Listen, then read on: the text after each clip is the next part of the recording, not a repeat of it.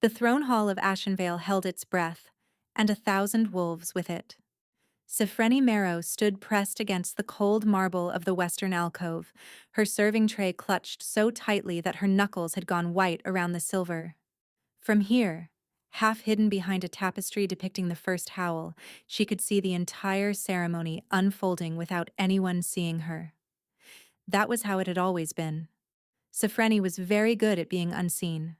She had come to the royal castle 11 years ago as a thin orphan with hollow cheeks and no memory of the woman who had left her at the temple gates.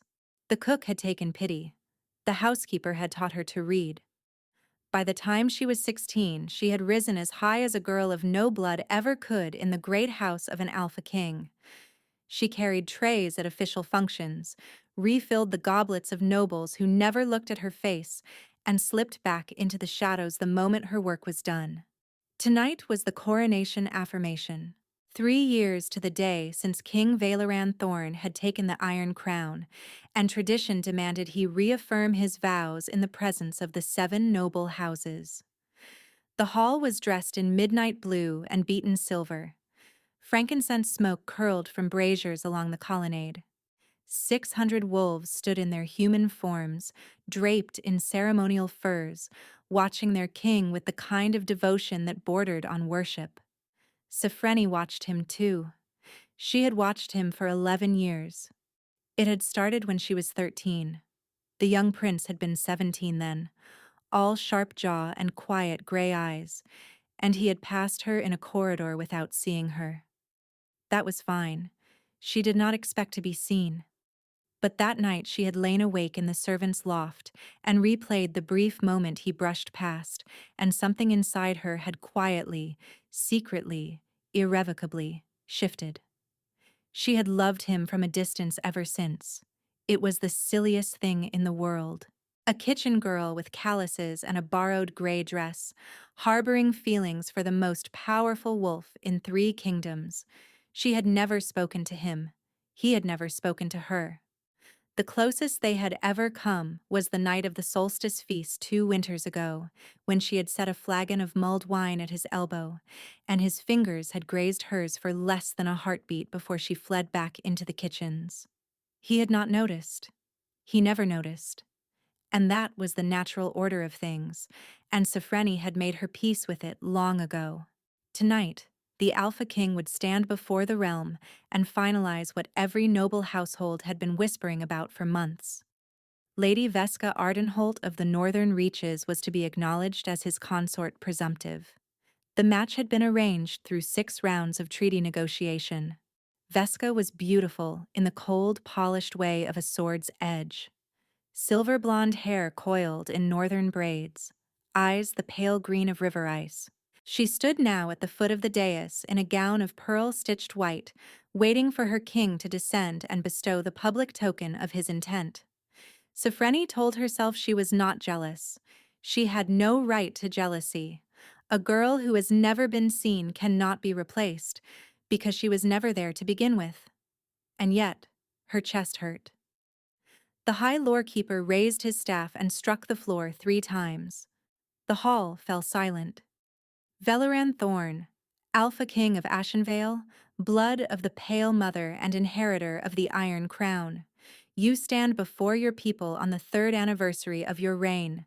Speak your vow, and let the wolves of the realm bear witness. The king rose from his throne. Sifreni's breath caught against her will. He was every inch what a king should be. Tall, broad through the shoulders, dark hair cropped close at the sides and longer through the crown, a faint scar tracing the edge of his left jaw. He wore the ceremonial mantle of black wolf fur and the iron circlet that had crowned every alpha of his line for 200 years. When he spoke, his voice carried to every corner of the hall without apparent effort. I vow to the realm of Ashenvale, he began, to defend her borders, to honor her dead, to feed her hungry, and to... He stopped. The pause was so brief that most of the hall did not register it. A flicker, a half-breath, the kind of hitch a man might make if he had lost his place in a memorized speech. Then his head turned. Slowly, deliberately. Quiet gray eyes sweeping across the assembled crowd with the focused intensity of a hunter who had caught a scent. The hall shifted nervously. Lady Veska's smile faltered for the first time. The king's gaze passed over the noble houses, past the ambassadors, past the high lore-keeper. It moved along the western colonnade, slow and searching, and Sefreni felt the blood drain from her face as she understood with sudden, dreadful certainty that he was looking for someone. His eyes found her. She would have stepped backward, but the wall was already against her shoulders. She would have fled, but her legs had stopped working. The tapestry of the first howl hung at her left side, and the cold marble pressed at her back, and the silver tray was still clenched in her fingers, and the Alpha King of Ashenvale was staring at her from across a hall of 600 witnesses, as if she were the only person in the room. Something happened to his face. It was nothing dramatic. No widening of the eyes, no parting of the lips. Just a softening, deep and unmistakable, as if a long-held tension had finally released. As if he had been searching for something for a very long time and had, at last, found it. Then he stepped down from the dais. A murmur swept the hall. The high lore-keeper made a strangled sound of protest. Lady Veska's pale face went paler still. The Alpha King did not appear to hear any of them. He walked, with measured and absolute purpose, away from his throne, away from his consort presumptive, away from his own coronation vows, and across the long marble floor that separated him from the western alcove. Sefreni could not move, could not breathe. The tray slipped from her numb fingers and clattered against the stone, the sound echoing through a hall that had gone silent enough to hear a candle gutter. He stopped 3 paces from her. Up close, he was even more overwhelming than from a distance. She could see the flecks of darker gray in his eyes, the faint stubble along his jaw, the rise and fall of his chest beneath the ceremonial mantle. He smelled of cedar smoke and something deeper, something wild, something that made the wolf blood in her own thin lineage stir for the first time in her life. "What is your name?" he asked. His voice was quiet, private, as if the 600 witnesses had ceased to exist. Sefreni tried to speak and failed. Tried again. "S. Sefreni, Your Majesty." "Sefreni," he repeated, and the way he said it made her knees weaken, slowly, carefully, as though he were testing the shape of something precious in his mouth. "Sefreni what?" "Marrow, my lord. I serve in the kitchens. I should not be—" "How long?" he said, ignoring her stammer entirely. "Have you worked in this castle?" 11 years, my lord." His jaw tightened. Something in his eyes flickered. Anger, but not at her. Never at her. At himself, perhaps. At the hall. At the 11 years. 11 years, he murmured. "And I never saw you." Behind him, the hall was beginning to recover from its shock. The high lore-keeper was striding toward the dais. Lady Veska had not moved from the foot of the steps, but her face had hardened from confusion into something colder. Whispers raced from pillar to pillar like wind through dry grass. The king did not turn.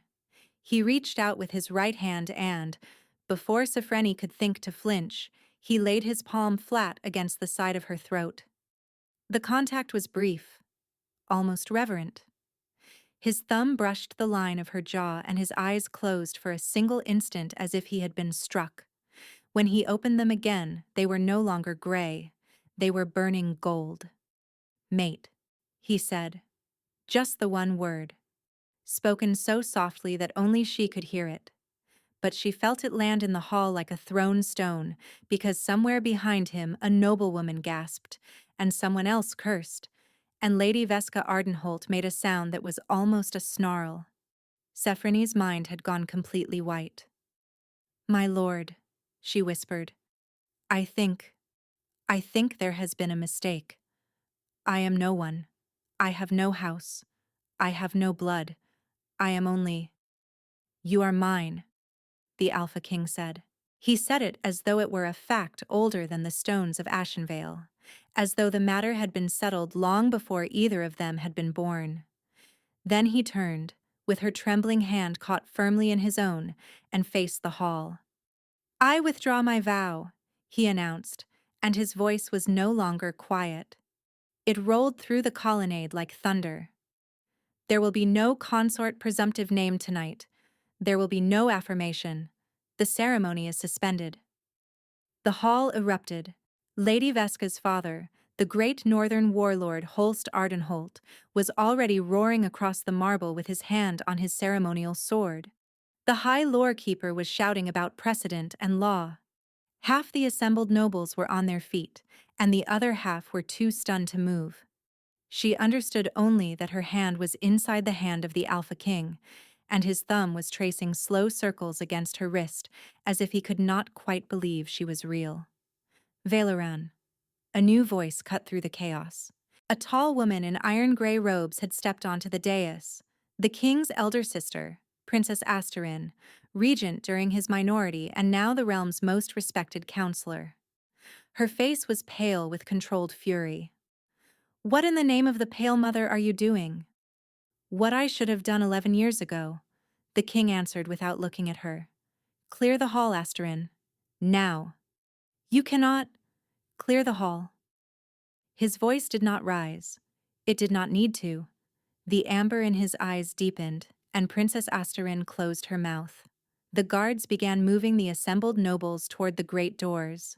Lady Veska had to be physically led away by her father, her shoulders rigid and her eyes fixed on Sifreni, with a look that promised the matter was very far from settled.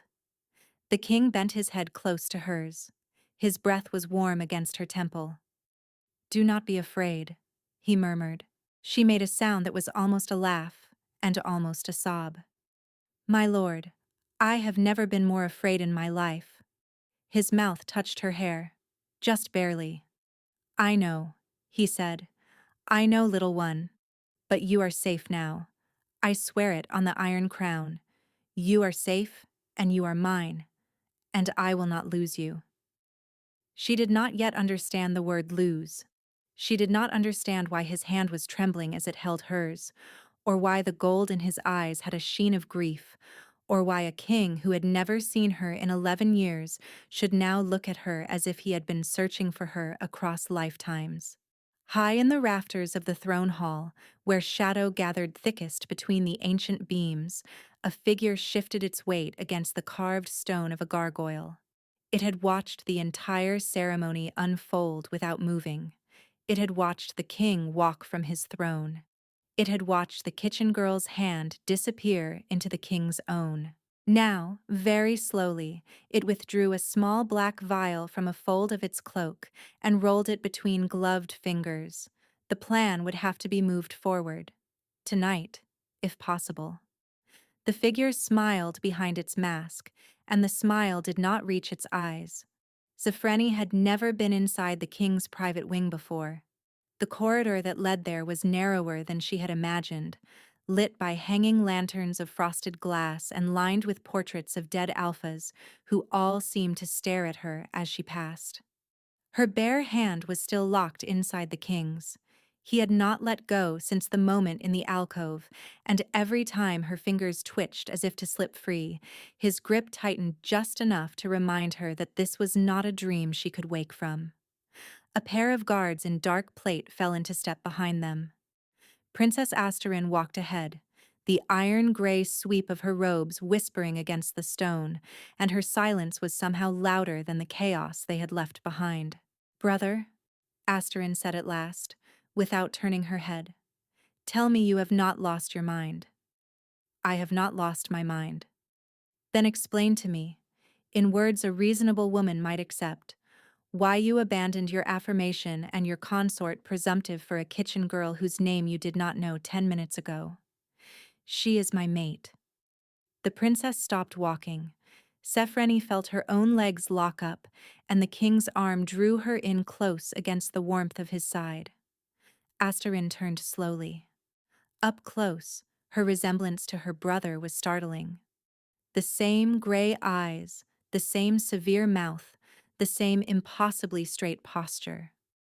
But where Valoran's face had softened the moment he touched Sefreni's throat, his sister's face was a closed door. That is not possible. I am telling you, it is.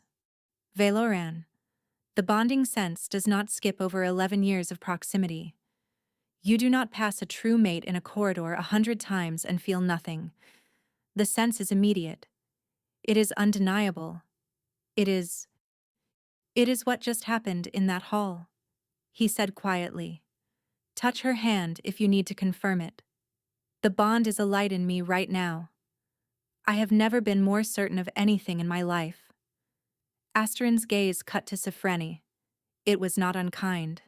It was something worse, clinical, weighing, the look of a woman trying to solve a sum that did not balance. What is your lineage, girl? The princess asked. I do not know, your highness. I was left at the temple of the Pale Mother. The priestesses said my mother was a traveler. They did not know her name. And your father? They never spoke of him. Asterin's mouth thinned. She turned back to her brother. We will talk about this in the morning, privately, after the 7 houses have stopped howling and Holst Ardenholt has been talked down from declaring blood feud on the throne. In the meantime, keep her in your wing. Do not let her wander. There are people in this castle tonight who will want her dead before the sun rises. She walked away without waiting for a reply. The king's hand tightened around Sefreni's, and she dared, for the first time, to look up at his face. He was watching her with an expression she did not know how to read. Tender, yes, but also haunted. Come, he said gently. There is a chamber where we can speak. You are shaking. She had not realized she was. The chamber he led her to was not a bedroom, for which she was grateful. It was a small private study off the king's solar. Book-lined, warm with the orange glow of a banked fire, smelling of old paper and cedar. He drew her to a velvet chair near the hearth and knelt in front of it. My lord. Valoran. My lord, please. I cannot call you that. You will. In time. His hand cupped her cheek with terrifying gentleness. Sefreni, look at me. Do you feel it? She did not need to ask what it was. There was a hum beneath her ribs. A low, warm thrum that had not been there an hour ago. It pulsed in time with something. Not her heart? Not exactly. Something that lived behind her heart, and every time the king's thumb stroked her cheek, the hum brightened. Yes, she whispered. That is the bond. It has been alive in me for some time. Tonight it became unbearable. I could not stand at that altar and swear myself to another woman while the bond was singing your name from somewhere in the building. I did not know it was you. I only knew it was here. So I looked. And then I saw you. My lord, I am no one. I am a kitchen girl. I do not have a drop of noble blood. The realm will tear itself apart over this. The realm will adjust. His voice was very calm. I am the Alpha King. The bond does not ask permission of bloodlines. Lady Vesca was a treaty. She was never a person to me. He paused. I am sorry that you had to witness it. There will be time to explain. For now, I need you to eat. And I need you to sleep. And I need you to trust that the room you slept in last night is no longer safe for you. Her stomach tightened. Why? He hesitated. For the first time since the alcove, the certainty in his face wavered. Because I have enemies who will move quickly now that they know what you are to me. And because there are things about this castle that I have not yet been able to... A sound at the door interrupted him. A polite cough. Then the soft clink of a tray being set down on the threshold. Your evening cordial, Majesty, said a voice from the corridor. And refreshment for the lady, as Princess Asterin instructed. Valoran did not turn. His eyes stayed fixed on Sefreni's face, but his shoulders had gone subtly still. Leave it, Hadric. Thank you. Of course, Majesty. Footsteps retreated. The king crossed to the door, brought the tray inside himself, and set it on a low table between them. 2 cups of dark wine, a small plate of honey cakes, a bowl of late autumn pears. He picked up one of the cups, held it for a long moment without drinking. Then, very deliberately, he poured the contents into the fire.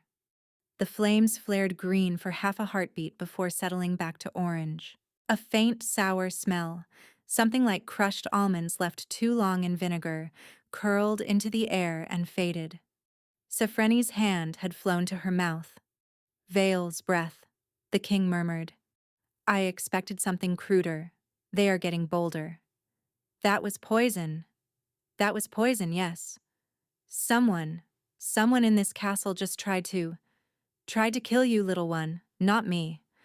I have not had a cordial brought to me at this hour in 3 years. They knew I would offer it to you. Hedrick, she whispered. He brought it.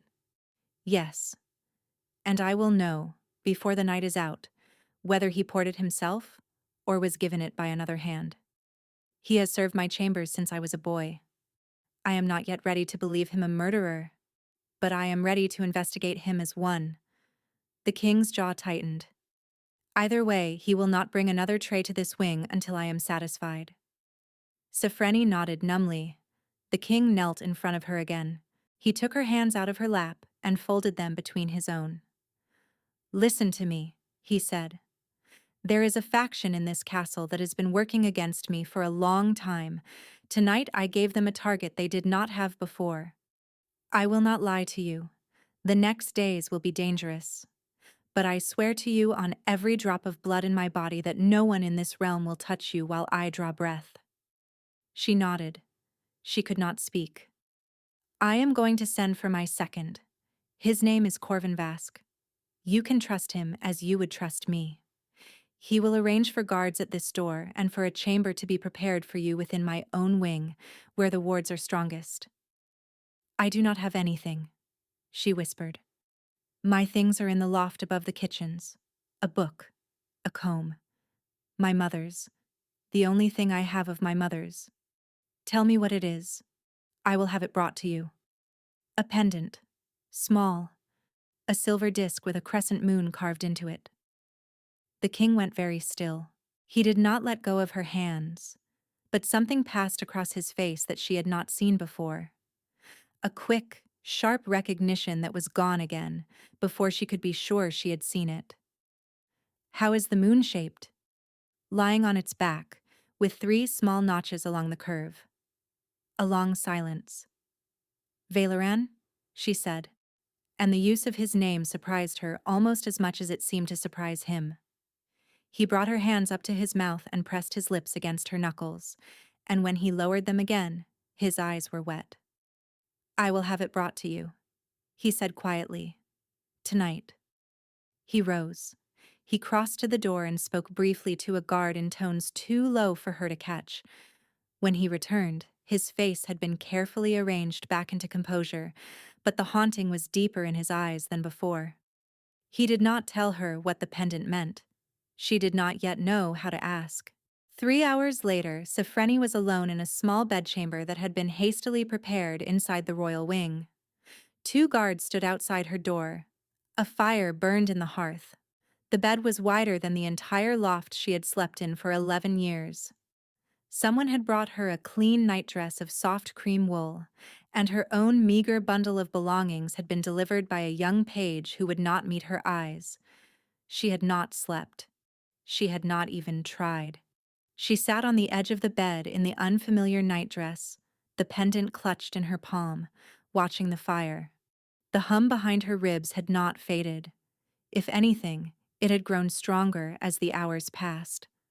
A soft sound at the window made her head turn. It was nothing. The wind, perhaps. The royal wing was 4 stories above the courtyard, and the window was leaded glass set into thick stone. No one could possibly... The sound came again. A scrape. Faint. Deliberate. Sophren rose from the bed and crossed slowly toward the window. Her breath fogged faintly in front of her. The fire was warm at her back, but the air near the glass had gone cold. She drew the curtain aside. For a long moment she saw only her own pale reflection. Then her reflection moved when she had not. A hand pressed against the outside of the glass, black-gloved, long-fingered, steady as a held breath.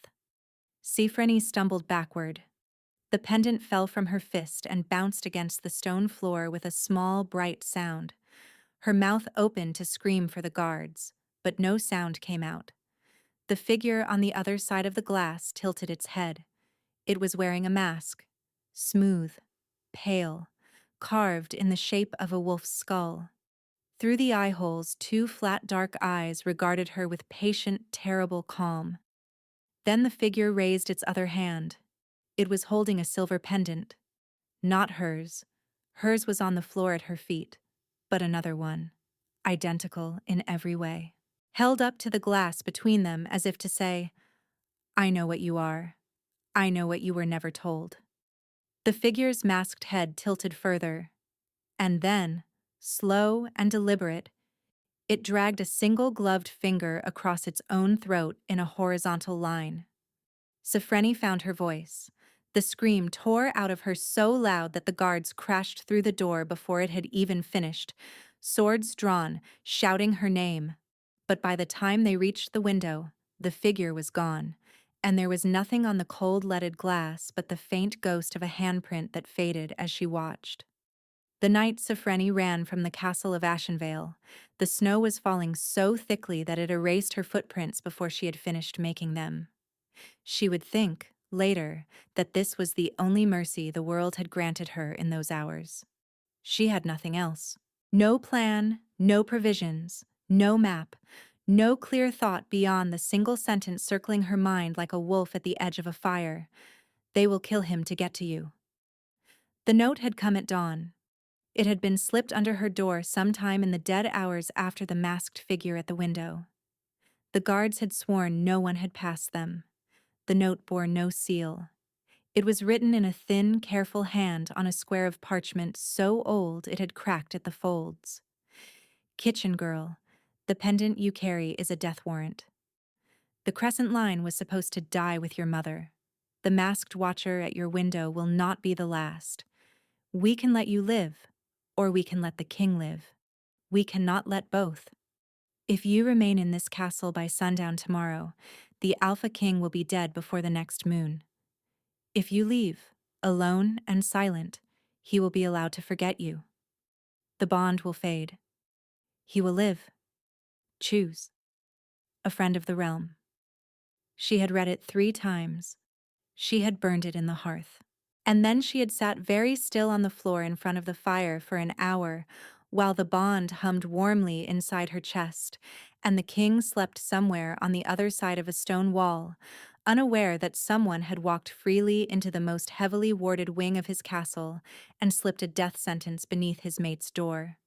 She had believed the note, every word of it, because the masked figure at the window had been holding her mother's pendant, and that meant whoever was hunting her had known about her line, known about a line she herself had not known existed, for longer than she had been alive. Whoever they were, they had already killed her mother. They could kill a king. So Sifren had risen from the floor, dressed herself in the plain gray traveling cloak the housekeeper had once given her for winter errands, tied the silver pendant tight beneath her bodice, and wrapped the king's iron crown ring, left forgotten on her bedside table when he had pressed it into her palm hours earlier, and told her to keep it close, in a square of linen, and tucked it deep into an inner pocket. She had not been able to make herself leave it behind. It was the only piece of him she could carry. Then she had walked, in full daylight and in plain sight, out through the kitchens she had served in for 11 years. No one had stopped her. No one had ever stopped a kitchen girl going about her business. She had carried an empty basket as a pretext, and she had nodded to the gate guards as if she were running an errand for the cook, and the gate guards had nodded back without looking at her face. 11 years of being invisible, she had thought as the postern gate clanged shut behind her, and at last, the gift of it. She had walked until the city was behind her. then the suburbs, then the cleared farmland. By the time the snow had begun to fall in earnest, she was past the last shepherd's hut and into the dark line of the old pine wood, and the bond inside her chest had gone from a warm hum to a deep, aching pull that grew worse with every step she put between herself and her king. She walked anyway. She walked through the night, and through the day after, and through the night after that. She slept for a few hours at a time in hollows beneath fallen trees. She ate the last of the bread she had stolen from the kitchen larder. She drank from streams. She did not cry. She had decided in the first hour outside the city walls that crying was a luxury she could no longer afford. On the seventh day, she stumbled half dead into the village of Hollowmere. Hollowmere was not on any official map. It was a day's hard walk from the nearest road, tucked into a fold of hills where two streams met to form a shallow river. 40 houses, a mill house, a tavern with no name, a smithy, and a stone shrine to the pale mother that had been there since before anyone alive could remember. The villagers were hill folk. They asked few questions. They had not turned in a runaway to the crown in 9 generations. A woman named Mother Indra had taken Sofreni in. Mother Indra was the village's herb woman, too old to be called a midwife anymore, though she still attended the difficult births. She had a face like a winter apple and hands like roots, and she had looked at Sofreni shivering on her doorstep for exactly 3 seconds before saying, "Inside, child, you are turning blue." Sofreni had given the false name Wren Ashby. She had said her husband had died of fever and her in-laws had turned her out. Mother Indra had nodded slowly, the way a woman nods at a story she does not believe but does not intend to challenge, and had set a bowl of barley soup in front of her and told her to eat. That had been 4 months ago.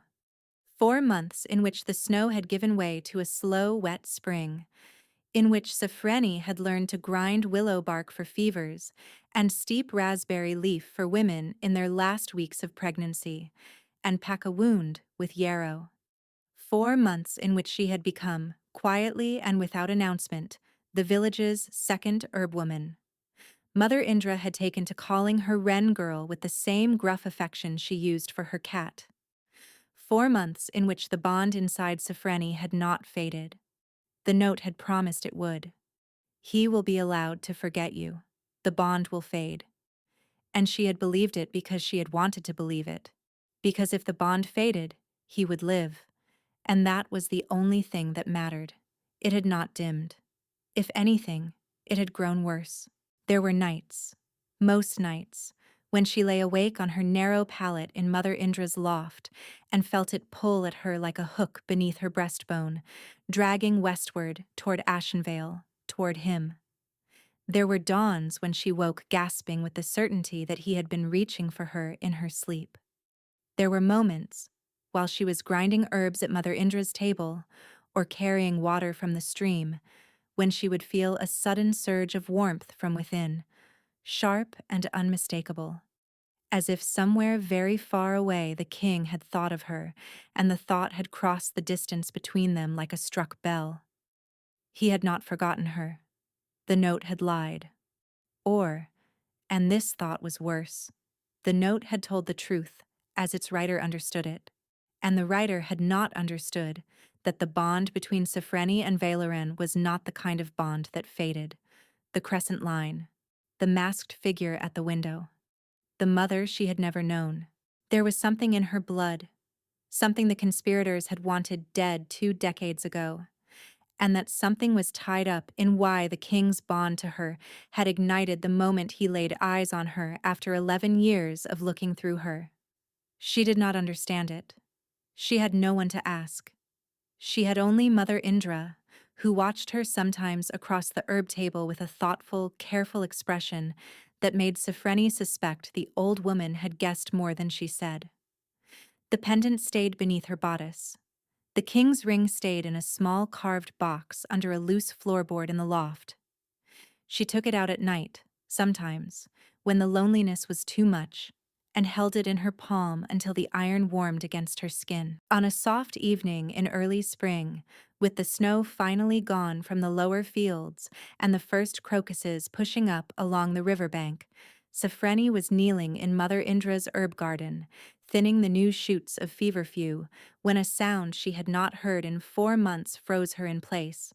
Hooves, not the steady plod of a farmer's mule, not the heavy step of a draft horse, a rider's gait. Fast, controlled, the rhythm of a long-legged warhorse moving at a careful trot. Visitors did not come to Holomere on warhorses. She rose slowly, brushing dirt from her apron, and made her way around the side of Mother Indra's cottage to where the path met the village green. The pull beneath her ribs had begun to do something it had never done before. Not pull, not ache, but warn. A low, tight, urgent note, like a string being tuned too high. The rider was already in the village. He was a single man on a tall gray gelding, traveling cloak thrown back, the dust of 3 days' hard ride caked along his boots. He was tall and broad through the shoulders, with iron-streaked dark hair pulled back from a hard-boned face, and he wore the kind of leather and steel that did not belong on any traveler in this part of the country. A long sword hung at his hip. A second blade, shorter, curved, rode at the small of his back. Safreni stepped back behind the corner of the cottage. Her heart had begun to hammer so hard she thought he must hear it from the green. She knew this man. She had only seen him twice, both times at a distance, both times on the periphery of the king's small council. He had been pointed out to her once by one of the senior kitchen maids, who had said his name with the kind of hush usually reserved for storms. Corvin Vask, the king's second. The Black Hand of Ashenvale. The man Valoran had said, on the night everything fell apart, "You can trust him as you would trust me." And he was here, in Holomere. Because Corvin Vask had not come this far, alone, on a warhorse, for nothing. He had come for her.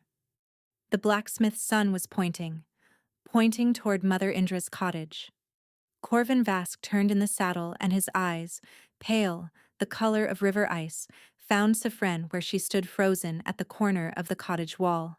He did not draw his sword. He did not shout. He simply slid down from his horse, very slowly, and walked across the green toward her with both empty hands held loose at his sides. 3 paces away, he stopped. "My lady," he said quietly. The pull beneath her ribs was screaming now. "You should not be here," she whispered. "How did you find me?" With great difficulty. His voice was low and steady. "And not a moment too soon. There is a great deal you do not know, my lady. Some of it is going to hurt." He paused. "And before I tell you any of it, you should know that 2 riders with wolf skull masks crossed the river ford 8 miles south of here at dusk yesterday, and they are coming this way." The world tilted. Safreni reached out blindly and steadied herself against the cottage wall. "They followed me?" she breathed. "After 4 months. They have always known where you were, my lady." Corvin Vask's pale eyes held hers without blinking. "They have been watching you the entire time.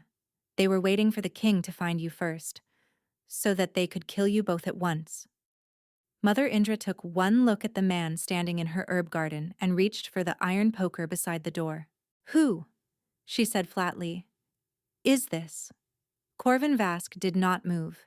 He had been a soldier long enough to know that a small old woman with a poker and a careful eye was a far more dangerous thing than most armed men, and he kept his hands open at his sides. "Mother," Safreni said, and her voice came out cracked. "He is.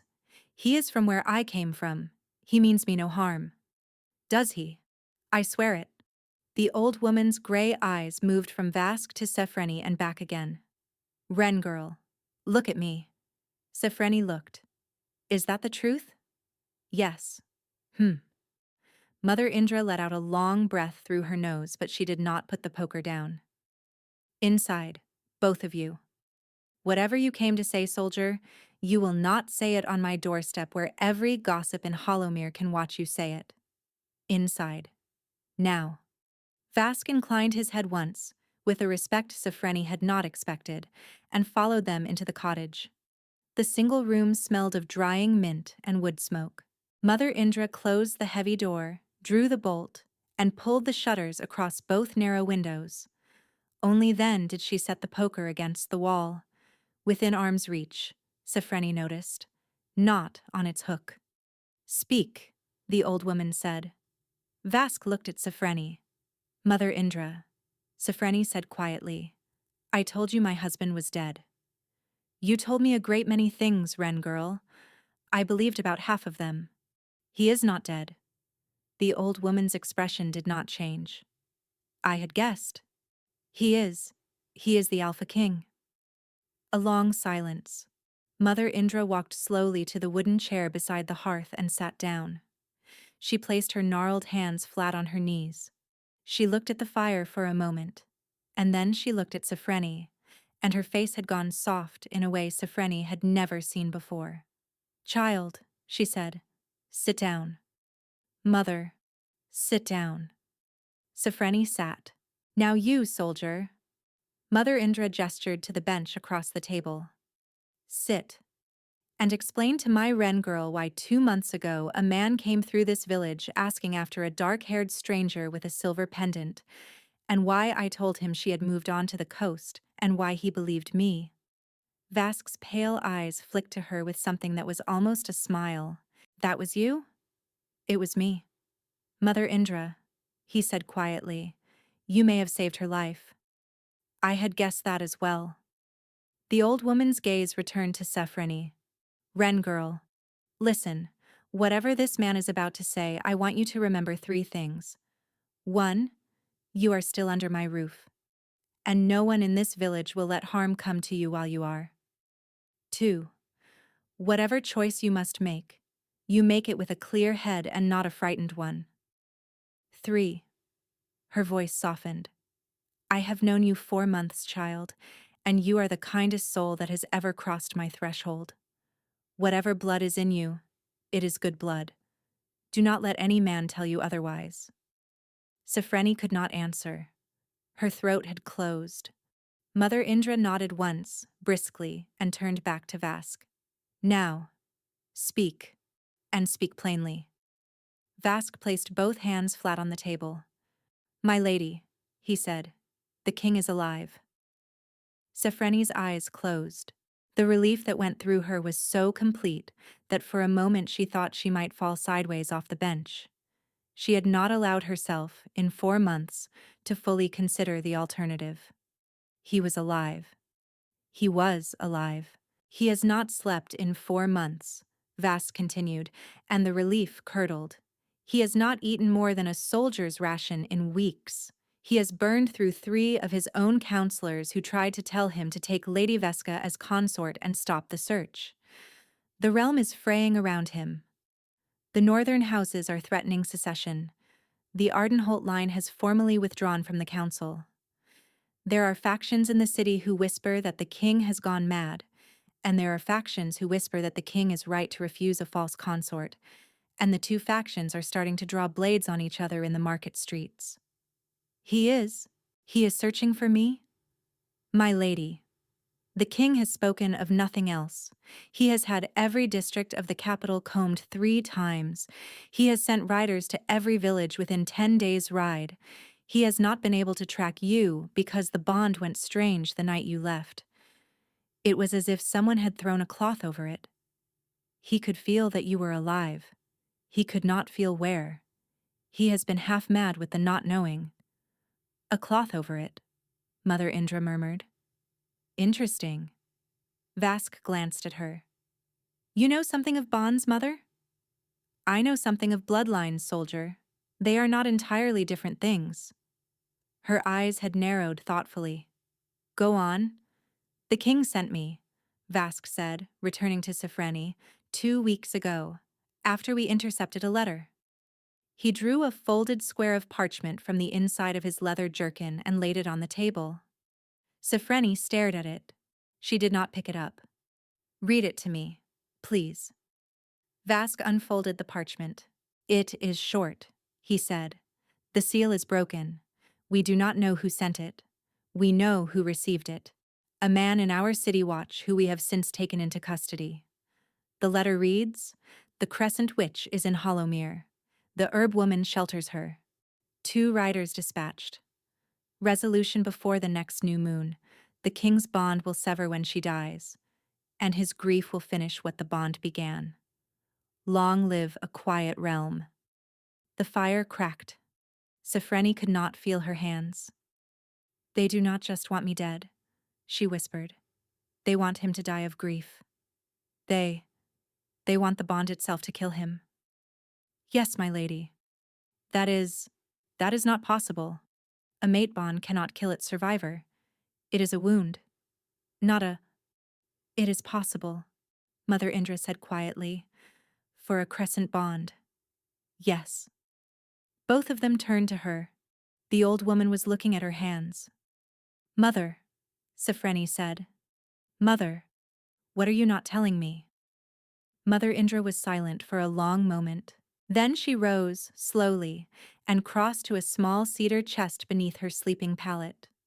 She lifted the lid. She drew out something wrapped in black cloth. She brought it back to the table and unwrapped it. It was a silver pendant, the same as Sifreni's. Sifreni made a small sound she did not mean to make. "I had a sister," Mother Indra said. Her voice was very steady. "Younger than me by 12 years. Her name was Lirayan Crescent. She was extraordinary. We were the last 2 daughters of a line that the priestesses of the Pale Mother had been quietly protecting for 9 generations. Our line could not shift, child. Not the way the noble wolves shift. We were something older. Something that the very first wolves had been afraid of, in the first days, when the Pale Mother walked the world. The crescent line carried the seeing, the mate true sight. We could look at any wolf in any room and know whether the bond inside them was true or false, whether their mate was alive, whether their mate was near. We could see, in a moment of mortal peril, the shape of every threat in a room and the path through it. The realm tolerated us once when the first kings needed us to validate their consorts. The realm hunted us, later, when the noble houses realized we could expose every political marriage as a lie. Sifreni could not breathe. "My sister Lirayan," Mother Indra said, "ran from the temple where we had been hidden when she was 19. She had fallen in love with a traveling musician. She was foolish, and she was brave, and she was very, very young. She wrote me one letter. 2 years later, she said she had a daughter. She said she had named her Sifreni, after a star. She said the child had the seeing already, even as a babe, and small lights gathered at her fingertips when she was frightened. She said she was being followed. She said that if anything happened to her, she had given the child her pendant, and the pendant would find its way to me one day, if the world was kind." The old woman's hand was trembling now. The world was not kind. "The next letter I had was from a temple priestess, who told me my sister had been killed on a road, and that the child was missing. I searched, child. I searched for 3 years. I never found you. I made my peace with the loss as best I could, and I came to this small village and I lived a small life, and I forgot, almost, that I had once had a sister." Mother Indra raised her eyes. "And then, 4 months ago, a half-frozen girl with my sister's face stumbled to my door. Sifreni could not see. The cottage had blurred. 'I am sorry, child,' the old woman whispered. 'I should have told you the night you arrived. I knew within an hour of looking at you. I told myself I would tell you when you were stronger. The truth is, I was a coward. I had lost her once. I could not bear to lose you the same way by sending you running again.'" "Aunt," Sifreni breathed. The word came out before she had thought it. Mother Indra's face crumpled just for a moment before she gathered it back together. Yes, she said. Aunt. If you will have me? Vask had gone very still on his bench, watching this with the controlled stillness of a man who understood he was witnessing something he had no right to interrupt. After a long moment, he spoke quietly. My lady, I am sorry. I would not break this for the world. But there are 2 riders coming, and we have less time than I had hoped. Sefren wiped her face with the back of her hand. How long? They crossed the ford last night. If they are riding at the pace I would expect, they will reach Hollowmere by the middle hours after dark tonight. 3 hours. Perhaps 4. No more. And the king? My king is half a day's hard ride behind me, at the head of 30 wolves of his personal guard. I rode ahead alone to make the final approach quietly, but they have been following my path all the way from the capital and they will not be slowed by it. He has driven them past the limits of horseflesh to keep pace. He should be at the edge of the pinewood by midnight. With luck, he will reach this village before the masked riders do. Without luck, he will not. And if he does not, then we hold the cottage until he does. Mother Indra rose from her chair. She did not sit back down. She walked to the door, drew the bolt back, opened it a careful inch, and looked out into the village green for a long moment. Then she closed the door again, slid the bolt home, and turned around. I will rouse the village, she said, quietly. The smith has 3 sons and a war axe his grandfather brought back from the southern campaigns. The miller's wife was a campaigner herself before she settled here, and she still has her bow. We are 40 houses, soldier, and we have not turned in a runaway in 9 generations. Mother Indra, save your courtesies, tell me where you want them placed. Vask looked at her for a long moment, and then, slowly, the something that was almost a smile crossed his hard face for real. At the 4 approaches to the village, 2 at each, hidden. They are not to engage. They are only to give warning. The masked killers who serve our enemies have done worse things than kill in single combat. They poison the wells they ride past. They burn the homes of the people who shelter their targets. Understood. And mother, I will need an upper window of this cottage, with a clear line down the green. Take the loft. There is a shutter that opens north. I will bring you my sister's bow. She went to the cedar chest again and lifted out a long bundle wrapped in oiled cloth. She handed it to Vask, and he took it with both hands as if it were heavier than it should be. Lyrins? He asked quietly. Lyrins? Vask bowed his head once. Wren girl, Mother Indra said. Sefren, I am going now. Bolt the door behind me. Do not open it for anyone but the soldier or the king. Anyone. Aunt. I will be back. I am not so easily lost as my sister. Bolt the door. Then she was out the door and into the dusk. Sefreni bolted the door and turned around. Corvin Vask was watching her from across the table, the wrapped bow across his knees, his pale eyes steady. The fire cracked. My lady, Vask said gently. There is one more thing. Tell me. The note that was slipped under your door, the night you fled. The king found fragments of it in the ashes of your hearth. Enough to read what it had told you. He understood why you ran. Vask paused. He wanted me to tell you, when I found you, that you did the right thing. That if it had been him, he would have run too. That he is not angry. That he has never been angry. Sefreni pressed her hand against her mouth. He wanted me to tell you, Vask continued more quietly, that the bond did not fade. That every night of those 4 months, it pulled west toward you, and he followed it as far as he could. And the only thing that kept him on his feet was knowing that the pull was still there, which meant you were still alive. He wanted me to tell you that he is coming, that whatever you find when he reaches you, he is not the same man who walked across the throne hall to find you in the western alcove. He has been broken open by these months. He may not look the way you remember. Tell me how he looks, she whispered. Vask hesitated. Thinner, he said. Older. The gold has not fully left his eyes since the night you disappeared. He has not let anyone touch him. He sleeps, when he sleeps at all, on the floor of the chamber where you were the last time he saw you. The kitchen women bring him food and take it back untouched. He has not laughed since you left. He has barely spoken, except to give orders. The kingdom has been governed for 4 months by a man who is one long howl with a crown on top of it. Sifreni sat down heavily on the bench. My lady, you should know what is coming for you. He loves you. I have served the Thorn line for 26 years, and I have never seen any wolf love anything the way my king loves you. You are about to be loved very hard by a man who has been starving for 4 months. It will not be gentle. He will weep. He will not be able to let go of you. I am telling you so that when it happens you will know it is grief and not wildness, and you will know that the grief will pass. And the man underneath it is the same man you walked the corridor with on the night of the affirmation. Sifreni nodded. She could not speak. A horn sounded in the distance, 2 short blasts, then a third.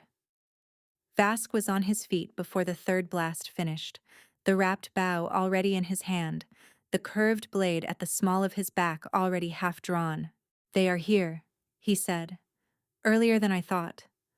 To the loft, my lady. Stay low. Do not come out. A heartbeat later, an arrow shattered through the shutter of the western window in a spray of splintered wood, and embedded itself quivering in the wall above the hearth. The dark fletching gleamed wetly in the firelight. Poison. The arrow had not finished trembling before Vask was across the room.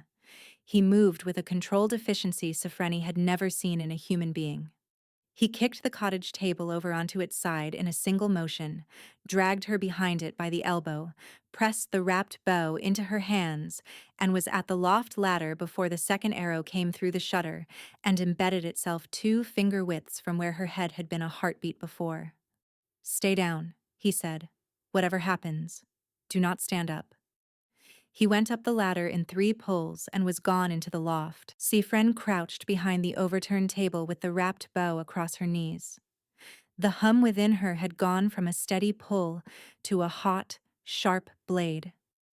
He is close. He is close. He is so close. Please let him be close enough. Somewhere outside, in the falling dark beyond the shutters, she heard the first scream. Not a villager's scream. A horse's scream, high and terrible, cut short. Then the second horn blast, then shouting. Then the dry, unmistakable crack of a smith's axe meeting bone. Sifreni pressed herself flat against the floor. Above her in the loft, the north shutter banged open, and Vask's voice came down soft and urgent. Stay where you are, my lady. 3 on horseback, 2 on foot. The smith has engaged the foot soldiers. The horsemen are circling toward us.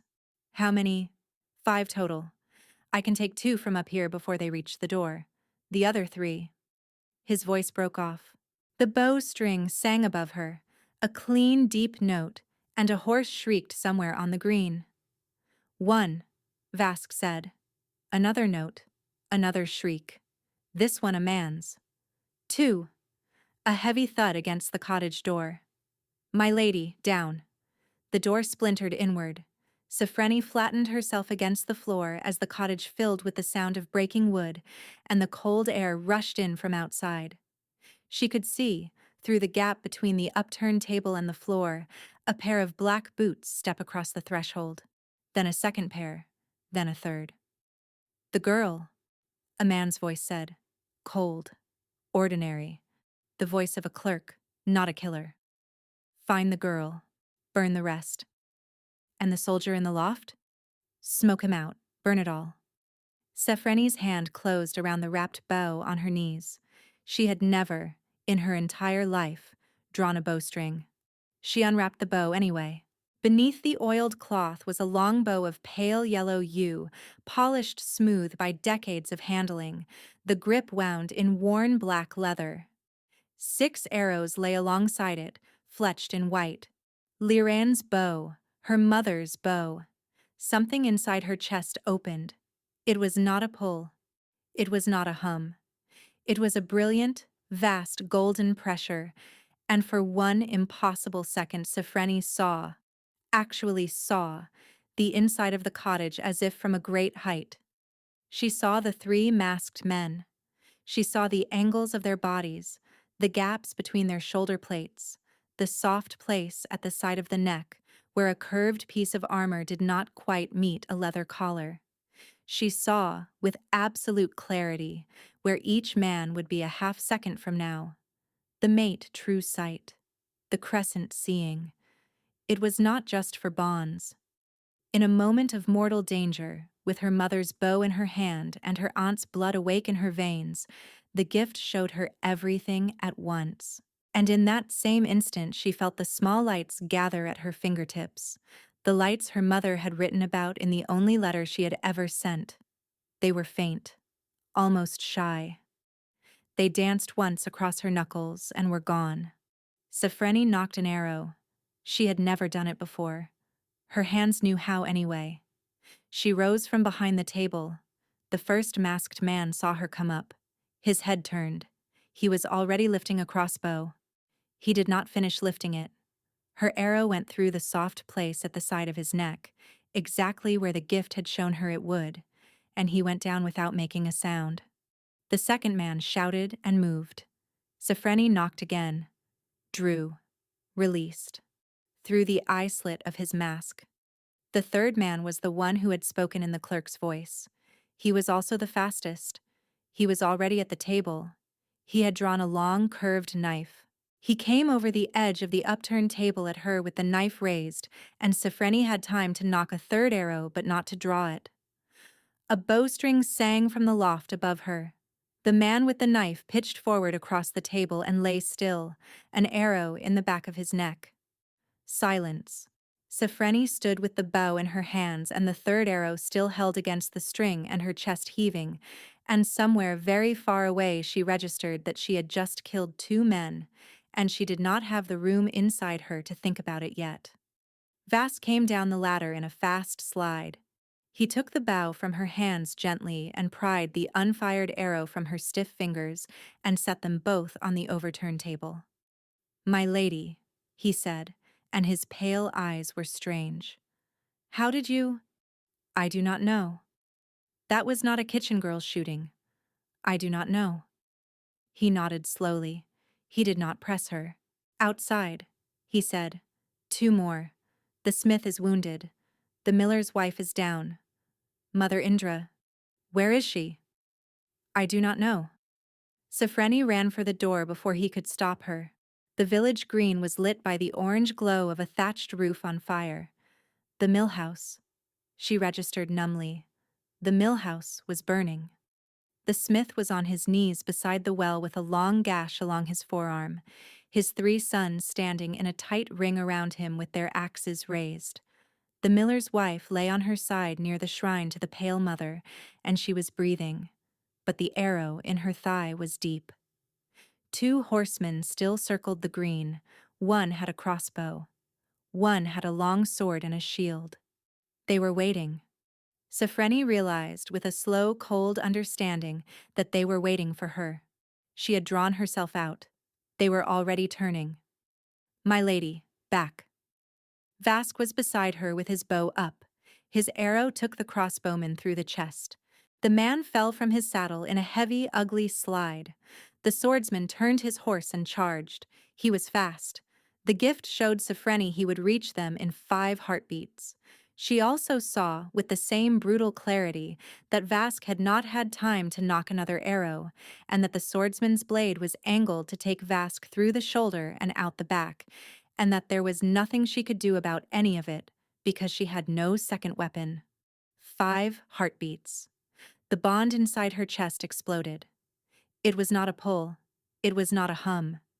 It was the sensation of a great door being thrown open inside her, and something massive on the other side of it. Something that had been pressing against the door for 4 long months. Finally coming through. A wolf the size of a pony came out of the dark at the edge of the green at full charge. It hit the swordsman's horse broadside. Horse and rider went down in a tangle of legs and screaming. The wolf was on top of them before they had finished falling. Its jaws closed on the swordsman's throat, and the screaming stopped, and the wolf raised its head from the killed man and turned, slowly, toward Sifreni. Its fur was the color of old ash. Its eyes were burning gold. Its chest was matted dark with blood that was not its own.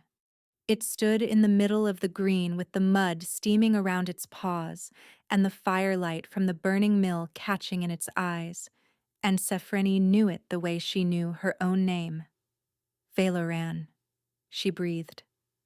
The wolf walked toward her, slowly, each step deliberate, as if it did not quite trust the ground beneath it.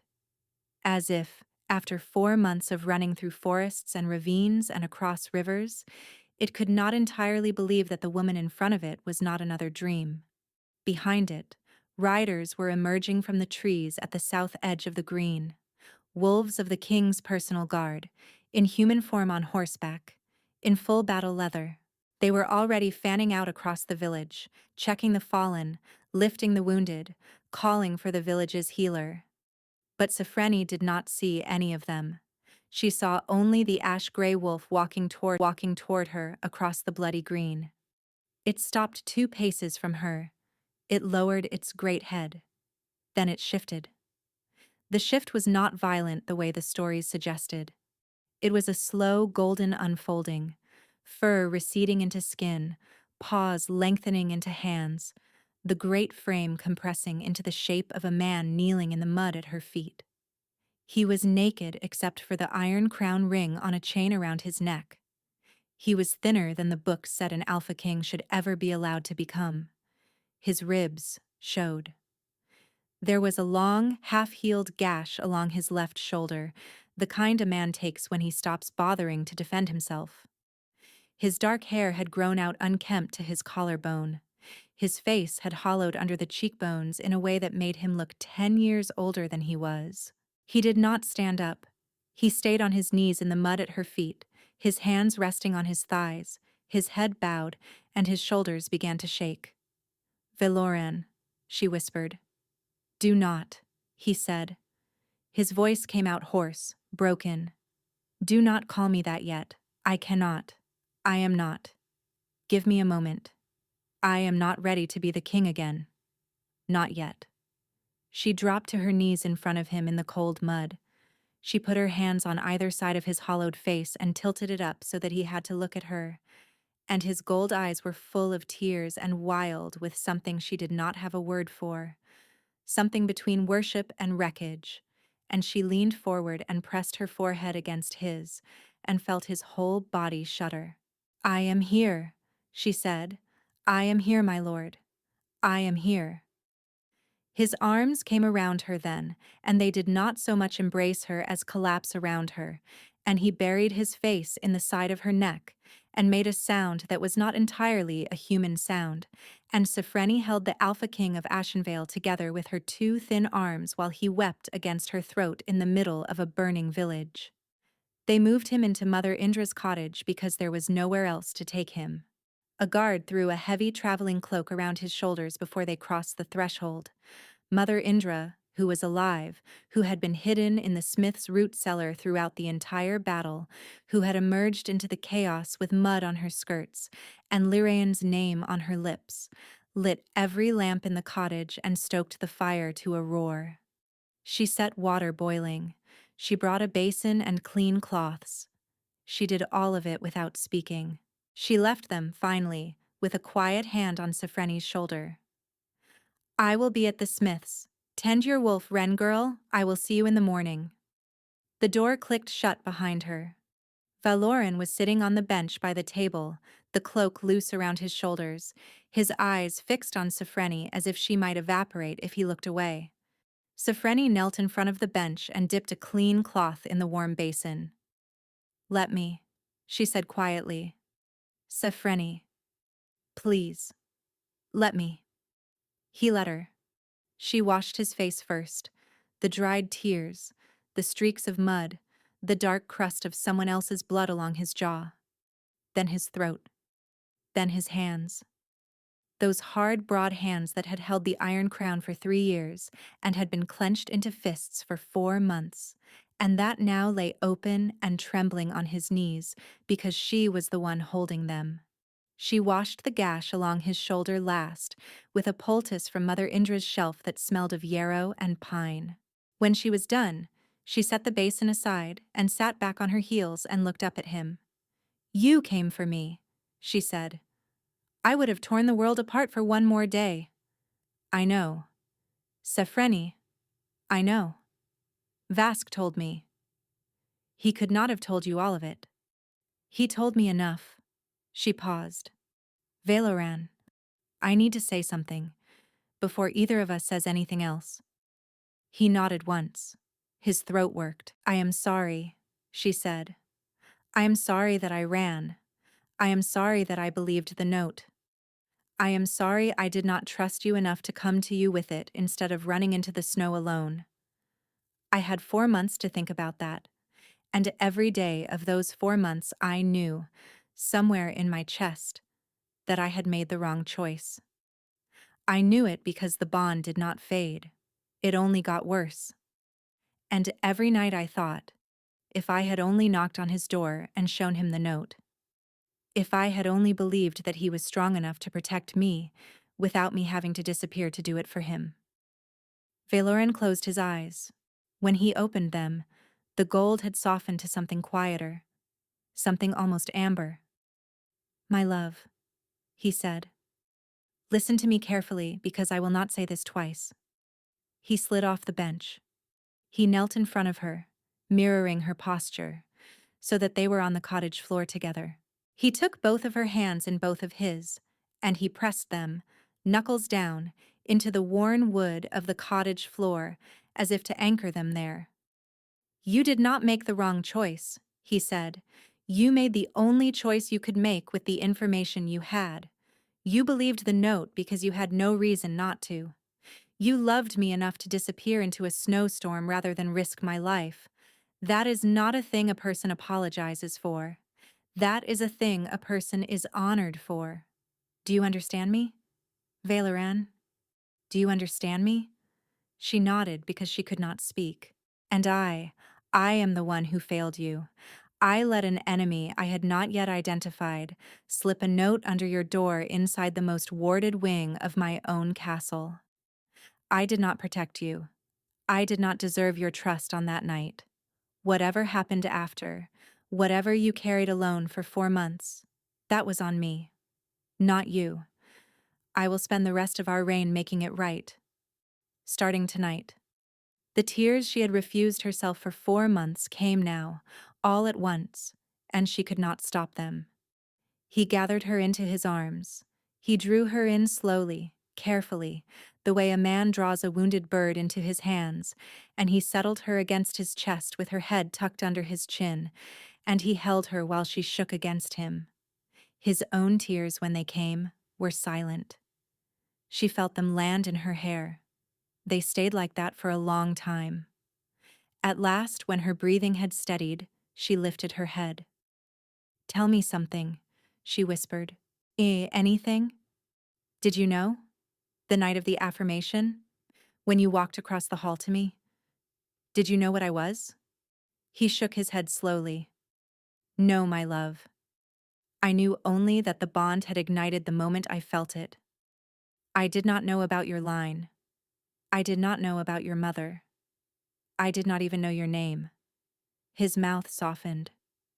"I knew only that the shape of every other thing in the world had suddenly become wrong, and the only right thing was a girl in a gray dress against the western wall.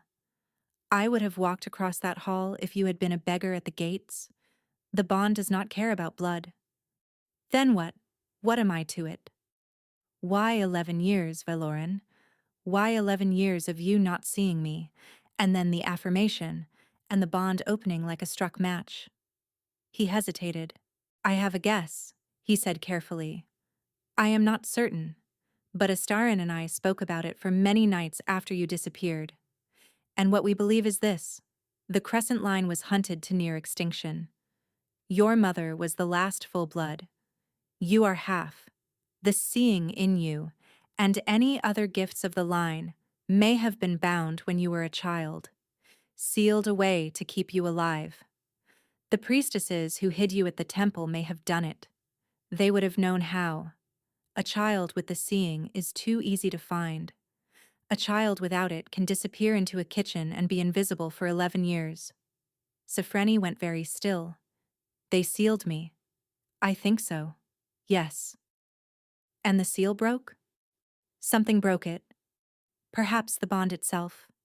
Perhaps the pendant. Against your skin. After enough years. Perhaps the will of the Pale Mother. I do not know. I know only that on the night of the affirmation, you were no longer hidden. The bond found you because for the first time in 11 years, you were findable. She thought of the moment in the cottage, the seeing, the arrow through the slit in the mask, the way her hands had known a longbow they had never held, the small lights at her fingertips. It is still breaking, she whispered. The seal. I can feel it loosening. There is more inside me than the seeing, Valoran. There is something else. It came up through me tonight along with the rest. I do not know what it is yet. Then we will find out together. She looked up at him. Valoran, there is something else you should know. Tell me. The masked figure at my window, the one with my mother's pendant. They knew about the crescent line. They knew before I did. They have been hunting my mother's blood for longer than we have been alive. The note that drove me out of the castle was written by someone who was not just trying to remove me. They were trying to destroy the line. There is someone, somewhere in your council, or close to it, who has known about the crescent for decades and has been waiting for one of us to surface. His face hardened. I had reached the same conclusion, he said. Vask has been working a list for 4 months. How long is the list? 3 names. Tell me. He took a slow breath. Holst Ardenholt, Lady Veska's father. He has the motive, the reach, and the resources. We have not been able to prove it. That is one. Sarek of the High Lore Keepers, the man who oversaw my affirmation. He has access to the warded wings. He has an old grievance against my father from before I was born. He is the most likely to have placed the note. That is 2. Valoran hesitated. The third is harder. Vask believes it points towards someone close to me, closer than I want it to point. I have not let him pursue it. We have been at odds about it for 2 months. His jaw tightened. I do not yet know who walked into my warded wing and slipped a death warrant under your door, my love. I only know that whoever did it is someone the wards considered family. She was quiet for a long moment. Then we find them. Together. As carefully as we can. His shoulders sagged, as if a weight he had been carrying alone for 2 months had lifted by exactly half. Yes, he said. Together. A heavy knock at the cottage door made them both look up. Vask's voice came through the wood, tense, tight in a way Sophrena had not heard from him before. Majesty, forgive the intrusion. A rider from the capital has come down the south road. He has been riding for 2 days without rest. He brings a message that cannot wait. Valoran rose. He helped Sophrene to her feet. He did not let go of her hand. Send him in. The door opened. The rider who stepped into the cottage was scarcely able to stand. He was a young man in the king's livery, and the livery was streaked white with road salt and dark with dried mud. He went to one knee the moment he was inside. Majesty, I bring word from the capital. 2 nights ago, after you rode out, the Lord Holst Ardenholt was found dead in his chambers. Poisoned. The same compound used in the cordial brought to your private study on the night of the affirmation. Sophrene's hand tightened in the king's. The Lord Sarek of the High Lore Keepers, the writer continued, was found dead the following morning, hanged in his own library, made to look like remorse. Valoran went very still. Whoever has been working against us, the writer said, is cleaning house, Majesty. They are killing the men we suspected. They are killing them before we can question them. Someone is making sure that when this conspiracy is finally pulled into the light, there will be no one left to speak its true author's name. The fire cracked. Valoran turned slowly to look at Sifreni. His amber eyes had gone hard as struck flint. Whoever is behind this is not finished, he said quietly. They have removed the men who could betray them. Now they will move to take the throne while I am out of the capital. Then we ride, Sifreni whispered. Then we ride. He turned to the rider. You said 2 days. So the deaths happened the day after I rode for Hollowmere. They moved within hours of my leaving the city. Whoever they are, they were waiting for it. Yes, Majesty. My sister. The rider hesitated. Princess Asterin was in the capital when the deaths began, my lord. She is the one who sent me. She intended to ride out and meet you on the road, to bring you the news in person, but the city had begun to turn by midday. The criers were already shouting that a regent had been named. She sent me ahead and stayed to hold what she could. By now I cannot say whether she is still free or whether they have taken her. The king's face did not change, but Sifreni felt a small tight pulse through the bond, half hope, half something else.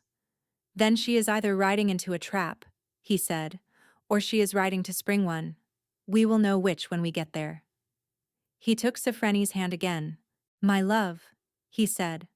Whatever is waiting for us in Ashenvale, we walk into it side by side. Do you understand me? Yes. Good. Then sleep, if you can. We ride at the second hour after midnight. The capital is 2 days away if we kill the horses, and we will. They left Hollowmere 2 hours before dawn. The king had wanted to leave at midnight. Vask had refused him on practical grounds. The wounded needed tending. The dead needed accounting for. The village needed a sworn promise of crown protection before the column rode out. And for once in his life, Valoran had bent to a second's judgment without argument. He had spent the intervening hours sitting on the bench in Mother Indra's cottage with Sifreni tucked against his side, his arm heavy across her shoulders, his breathing slow and even at her ear. He had not slept. Neither had she. They had spoken in low voices about everything and nothing, and somewhere in the long, quiet middle of the night, Sifreni had understood that this was the gift the bond gave the bonded. Not passion, though that was there, not desire, though that was there too. The gift was simply the right to fill in the empty hours of another person with the ordinary furniture of your own life. Mother Indra had come back from the smith's at the second hour after midnight. She had stopped just inside the doorway and looked at the two of them on the bench. The king with his head bent against Sifreni's, Sifreni with her cheek resting against his collarbone, and had made a small sound that was the sound of an old woman who had spent 40 years preparing for a grief. She would not, after all, have to suffer. You will take her, Mother Indra had said to the king, and you will keep her, and you will not let her out of your sight again until the both of you are old. I swear it on the Iron Crown. That is good, because if you fail her, Soldier King, I will track you across 3 kingdoms with my sister's bow, and I am not so old that I cannot still aim straight. Valoran had inclined his head. His mouth had almost smiled. I have been warned by worse women, Mother, none more rightly. Now they rode. Sifreni had been given a small bay mare from the king's column, a gentle-mouthed creature who did not seem to mind that her rider had only ridden farm donkeys before tonight. She rode at the king's left, with Vask on his right, with 12 wolves of the personal guard ahead and 12 behind. The road was rough and narrow for the first stretch as they wound out of the hill country, and the column moved at the controlled, ground-eating pace that wolf cavalry preferred when speed mattered more than horseflesh. They rode in silence for the first hour. Sifreni.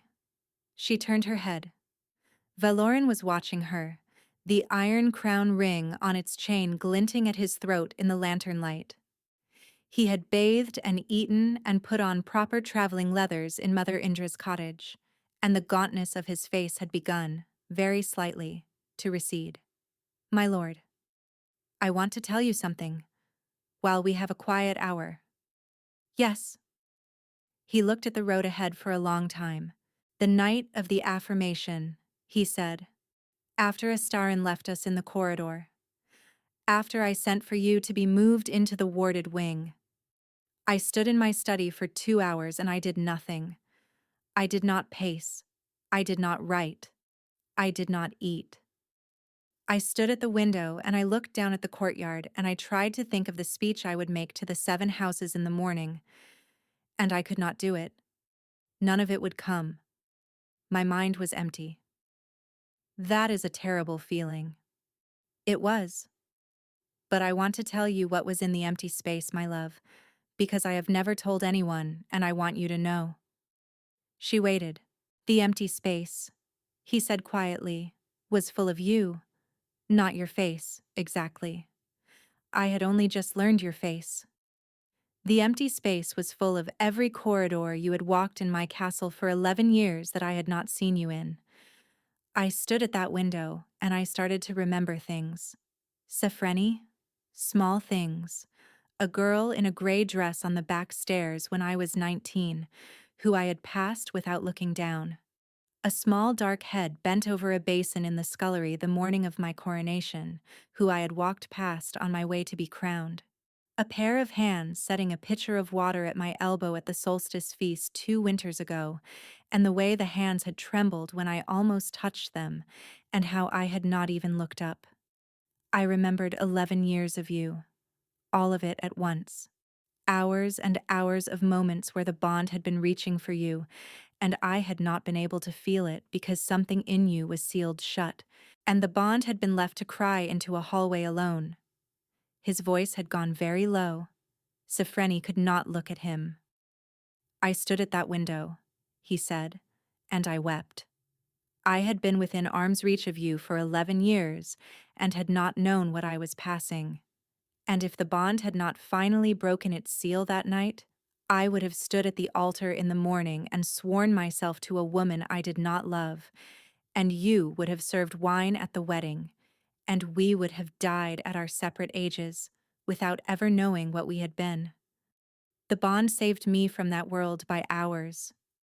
He paused. And then 4 hours later, you were gone. Sefreni reached across the gap between their horses and laid her hand over his on the reins. He turned his hand under hers and laced their fingers together. I am here, she said. I am here now. I am not gone. You are not gone. And every corridor I walked alone in your castle for 11 years, Valoran, listen to me. Every one of them was a corridor where I was waiting. I did not know I was waiting. I would have sworn to the pale mother that I had made my peace with a quiet life, but I was waiting. And the waiting was not wasted, my lord, because the bond was wrapping itself a little tighter every year, and when it broke open in your throne hall, it broke open with 11 years' worth of weight behind it. We did not lose those years. We banked them. They are inside us now. Valoran turned his face away from her. For a moment she thought she had said the wrong thing. Then she saw his shoulders shake, just once, and understood that she had said the right thing, and that the right thing had hurt him for a heartbeat in the way that a true thing always hurts. My love, he said hoarsely, I do not deserve you. You will spend the rest of our lives trying to. That is the deal. This time his mouth did smile. They rode for another hour without speaking. The sky was beginning to gray at the eastern edge. Valoran spoke again, very quietly. Tell me about the dreams. She turned her head sharply. How do you... I had them too. Her breath caught. I had them too, Sefreni. Every night since you left, I would dream of you. I would dream that I had walked into a small cottage with herbs hanging from the rafters, and you would be standing at a table grinding something with a stone pestle, and you would not turn around. I would speak your name. You would not hear me. I would try to cross the room to you, and the floor would tilt, and I would wake with my chest tearing itself open. Every night, my love, For 4 months. Tell me you had them too. Sefreni's eyes filled. I had them, she whispered. Every night. You were always at the cottage door. You would knock, and I would call out that it was open, and you would not hear me. Your face was so thin. I would wake and lie in the loft and put my hand against my chest where the bond was, and I would think, he is calling to me. He is calling to me, and I cannot answer. You answered, my love. The bond carried it. I felt you answering every night. It was the only thing that kept me on my feet. Valeran. Yes. Stop the column. He turned in the saddle. What? Stop the column, just for a moment. I am about to fall off this horse and I do not want to do it in front of 24 wolves of the king's guard. Valeran raised his hand. The column halted in the silver dawn light. Vask glanced back, took in the king's face and the queen's tear-tracked one, and silently turned his own horse around to ride 20 paces ahead. The guards followed his lead. The king dismounted in one fluid motion. He came to her stirrup and lifted her down, and she came down into his arms. He did not kiss her at first. He held her face in his hands and looked at her, with the slow, desperate attention of a man trying to memorize the survival of a thing he had been mourning. His thumb brushed under her wet eye. Then he kissed her. It was not a king's kiss, formal and witnessed. This was the kiss of a man who had been starving in a forest for 4 months, and the warmth of her mouth was the first hot food he had been allowed in all that time. He kissed her slowly. The bond inside Sefreni, which had been a hum and a pull and a blade by turns, surged into a full, bright flame, and she felt his emotions wash through it. The grief of those 4 months, the fury, the wild relief of last night. And, beneath all of it, a tenderness so vast that her knees gave out, and only his arm at her back kept her upright. When he finally lifted his head, he pressed his forehead to hers and breathed her in. My queen. Not yet. My queen, he repeated, and there was no argument in his voice, only fact. We will do the formal claiming and the binding ceremony in the cathedral when we have peace, but you have been my queen since you walked into a throne hall in a gray dress, and you will be my queen if every house in Ashenvale calls down war on us for it. Do you understand me? I understand. Good. He lifted her back into the saddle as if she weighed nothing. He swung up onto his own horse. He raised his hand to Vask. The column moved on. They rode for 2 days. They rode through dawn and noon and dusk, changing horses at every loyal holding, sleeping in their saddles when they had to. They rode through the long valley road and across the great stone bridge at Ardenmere on the morning of the 3rd day, and as they came down into the broad bowl that held the capital city of Ashenvale, the king reined his horse to a sudden halt at the crest of the last ridge. Pale mother, Vask said softly. Sefreni looked. The capital lay spread out below them in the late afternoon light. The city walls, the great market square, the 7 spires of the cathedral, the high keep of the royal castle on its black stone hill at the heart of it all. A column of gray smoke was rising from the keep, not from a chimney, not from a kitchen fire, from the high tower of the eastern wing, the wing that housed the council hall, where the 7 noble houses met to advise the king. The royal banner was no longer flying from the central spire. In its place, white on black, a banner Sefreni had never seen before snapped in the wind, a gauntleted hand closing over a wolf's throat. Velarin's face had gone the color of cold iron. Whose sigil? Sefreni whispered. No one's. Vask's voice was tight. That is no house's banner, Majesty. That is a war banner. Someone has called for blood claim on the throne. The king closed his eyes. When he opened them, the gold had risen so high in them that Sefreni could see no gray at all. Then we ride, he said. They did not ride straight through the main gate. Vask, who had spent his life solving the problem of how to put a wolf into a place where the wolf was not wanted, brought the column down off the ridge and along a dry creek bed that skirted the city walls to the southeast. There was a postern there, a small iron-bound door used by woodcutters and tax collectors, and almost no one else. And the gate warden knew Vask's face. The gate warden also knew, the moment the column came around the bend, that something very wrong was happening inside the walls. He opened the postern without being asked. He did not speak. He pressed 3 fingers to his heart in the old salute as the king rode past, and Sofreni saw that the man was weeping silently. "How bad?" Vask said, low, as he reined in beside the warden. "They came down from the keep at the 2nd hour after dawn," the warden whispered. "Soldiers in full plate, faceplates down. They went house to house in the inner ring.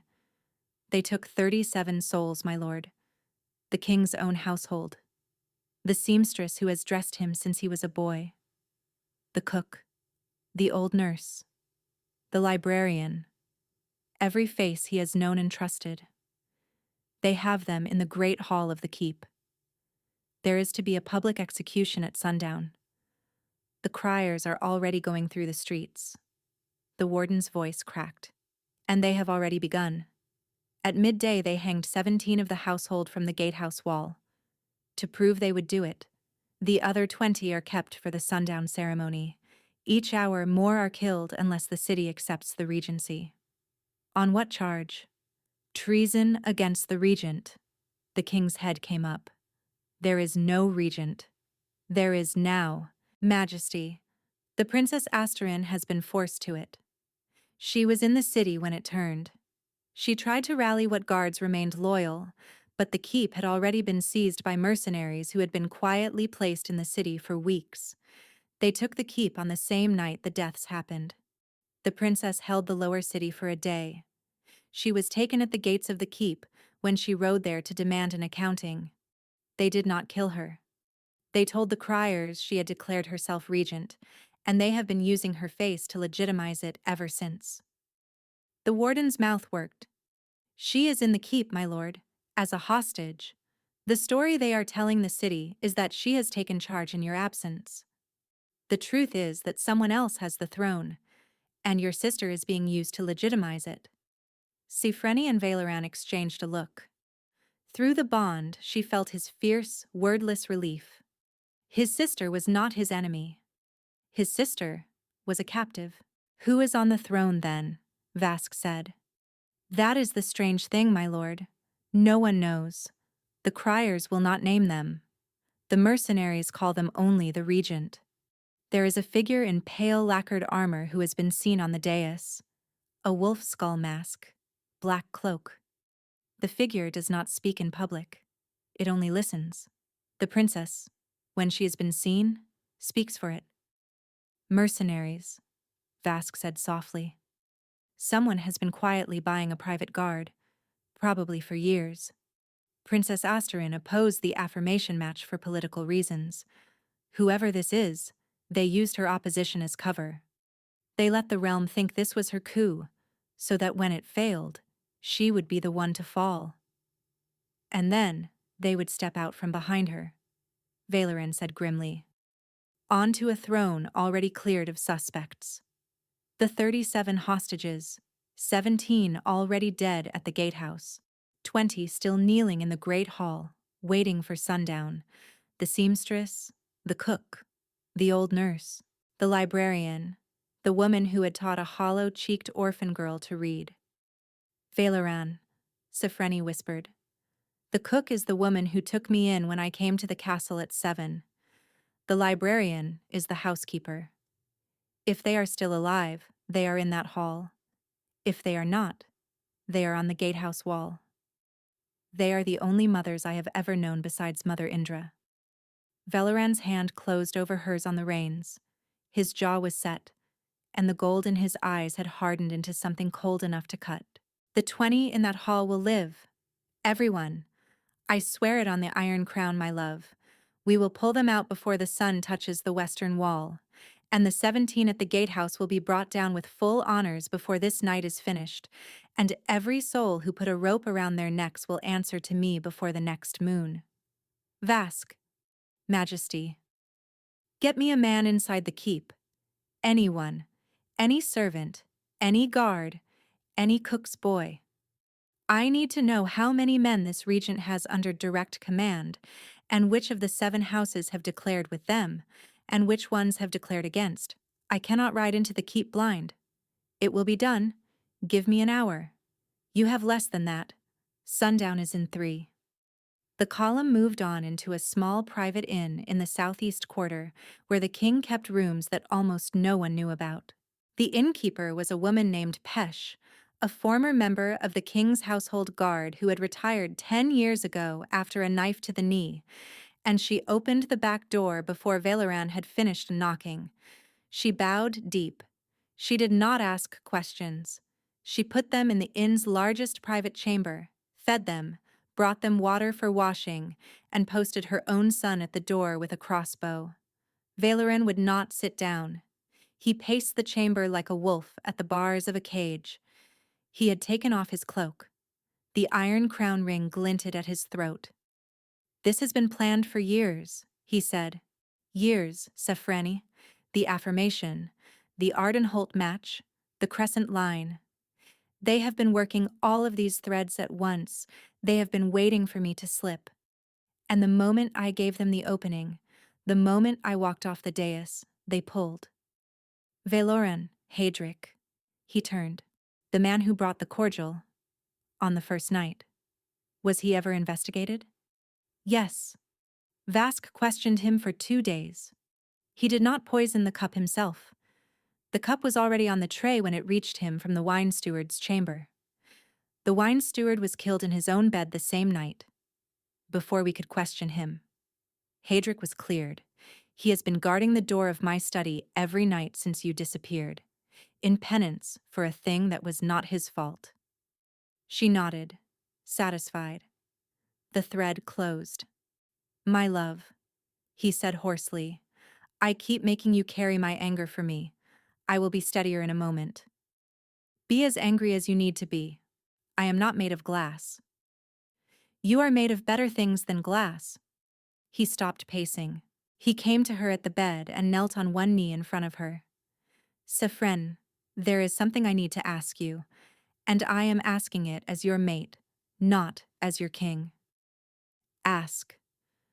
When we go into the keep, I want you to stay here, with Pesh, with 4 of my best guards. The keep is going to be ugly, my love. There will be fighting in the halls. There will be killing. I have done this kind of work before. You have not. And there is something this regent wants from you that I cannot let them have. If they take you, they will use you to break the bond inside me. They will hurt you in front of me, and the realm will not survive what I become. I am asking you to stay here and let me come back to you. Sefreni looked at him for a long moment. Then she leaned forward and pressed her forehead against his. No, my love. Sefreni. No. Listen to me. Last night, in Mother Indra's cottage, when the masked men came through the door, what did the seeing show me? It showed me the gaps in their armor. It showed me where to put the arrow. The seeing is not a parlor trick. It is a weapon. It is the weapon the crescent line was hunted for. And whoever sits on that throne does not know I have it yet. They think I am still the sealed kitchen girl from the throne hall. If I walk into that keep beside you, I will see things they cannot hide from me. I will see who in their circle is loyal to them and who is loyal to you. I will see, the moment their face turns to mine, what they actually are. His eyes closed. His shoulders went very still. My love. You said we would face whatever came through the seal together. You said it last night. I am holding you to it tonight. A long, long silence. All right, he said. All right, my love, you come. Vask returned 10 minutes later, precious. He had a young potboy from the keep's kitchens with him, a thin, terrified boy of perhaps 13, who had been smuggled out under a load of empty sacks. Vask sat him down on a stool and gave him a cup of warm broth and waited. How many soldiers does the regent command in the keep itself? 80, the boy whispered. Maybe. They came in 2 nights ago. They are not the king's wolves. They are men in plain plate. No house sigils. They carry the gauntlet and throat banner. And the king's own personal guard? The ones who were stationed in the keep? Confined, my lord.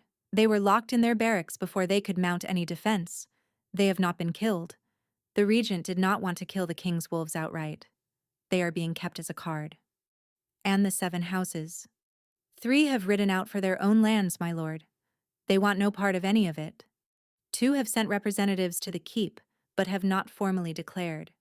The Ardenholt house is in mourning. Their lord was buried this morning. And the 7th?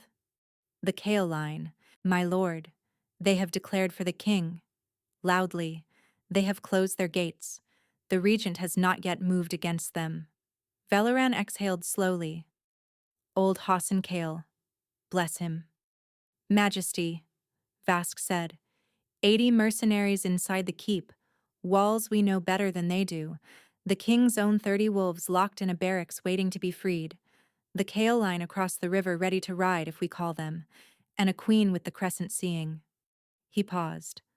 I have worked with worse odds. What is the plan? The plan, Majesty, is that we go in through the kitchens, the same way we always went in when we were boys. A flicker of something almost like a smile crossed Valoran's mouth. Pesh, he said. Send a runner to the Kale Keep. Tell Hassan the king is in the city. Tell him to ride at sundown. Tell him to take the river gate and to push toward the keep, not into it.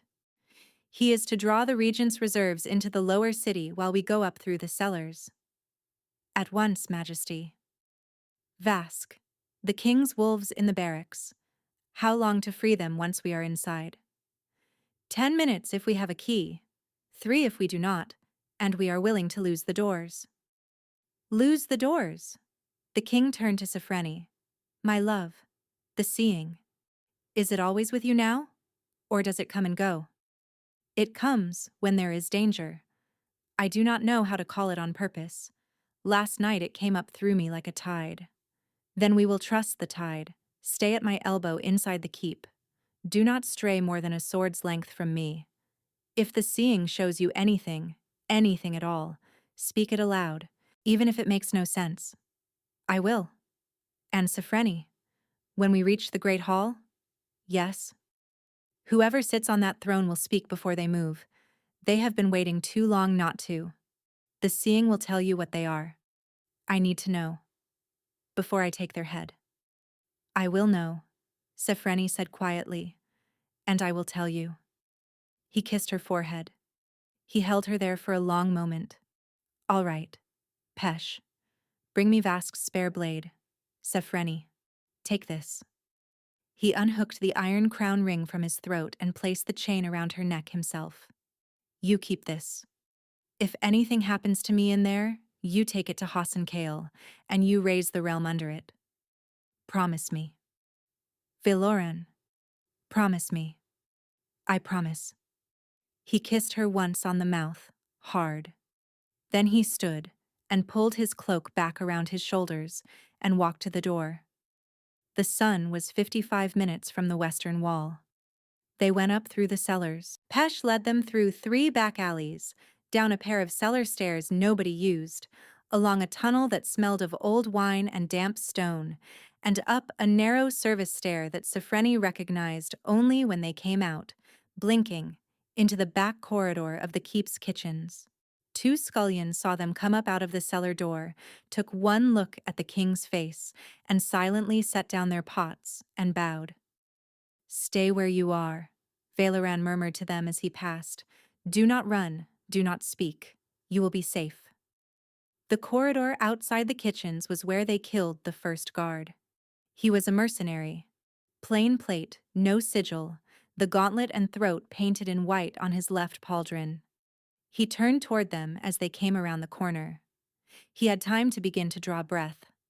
Vask put a knife into the side of his neck before the breath fully arrived. The man went down without a clatter.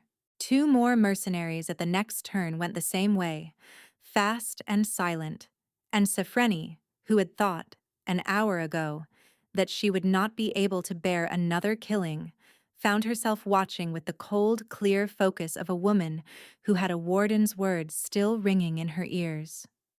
Each hour, more are killed unless the city accepts the regency. The seeing rose in her with each turn of the corridor. It was easier this time. As if the door it had come through last night was no longer fully closed, she could feel, before they rounded each corner, the rough position of every armored body in the next stretch of hallway. She murmured the count to Vask each time. 2 ahead, 1 to the left, 3 at the next door. None for the next 100 paces. He used the information without hesitation. They reached the wolf barracks at 9 minutes after the agreed time. The doors were heavy oak banded in iron. 2 mercenaries guarded them.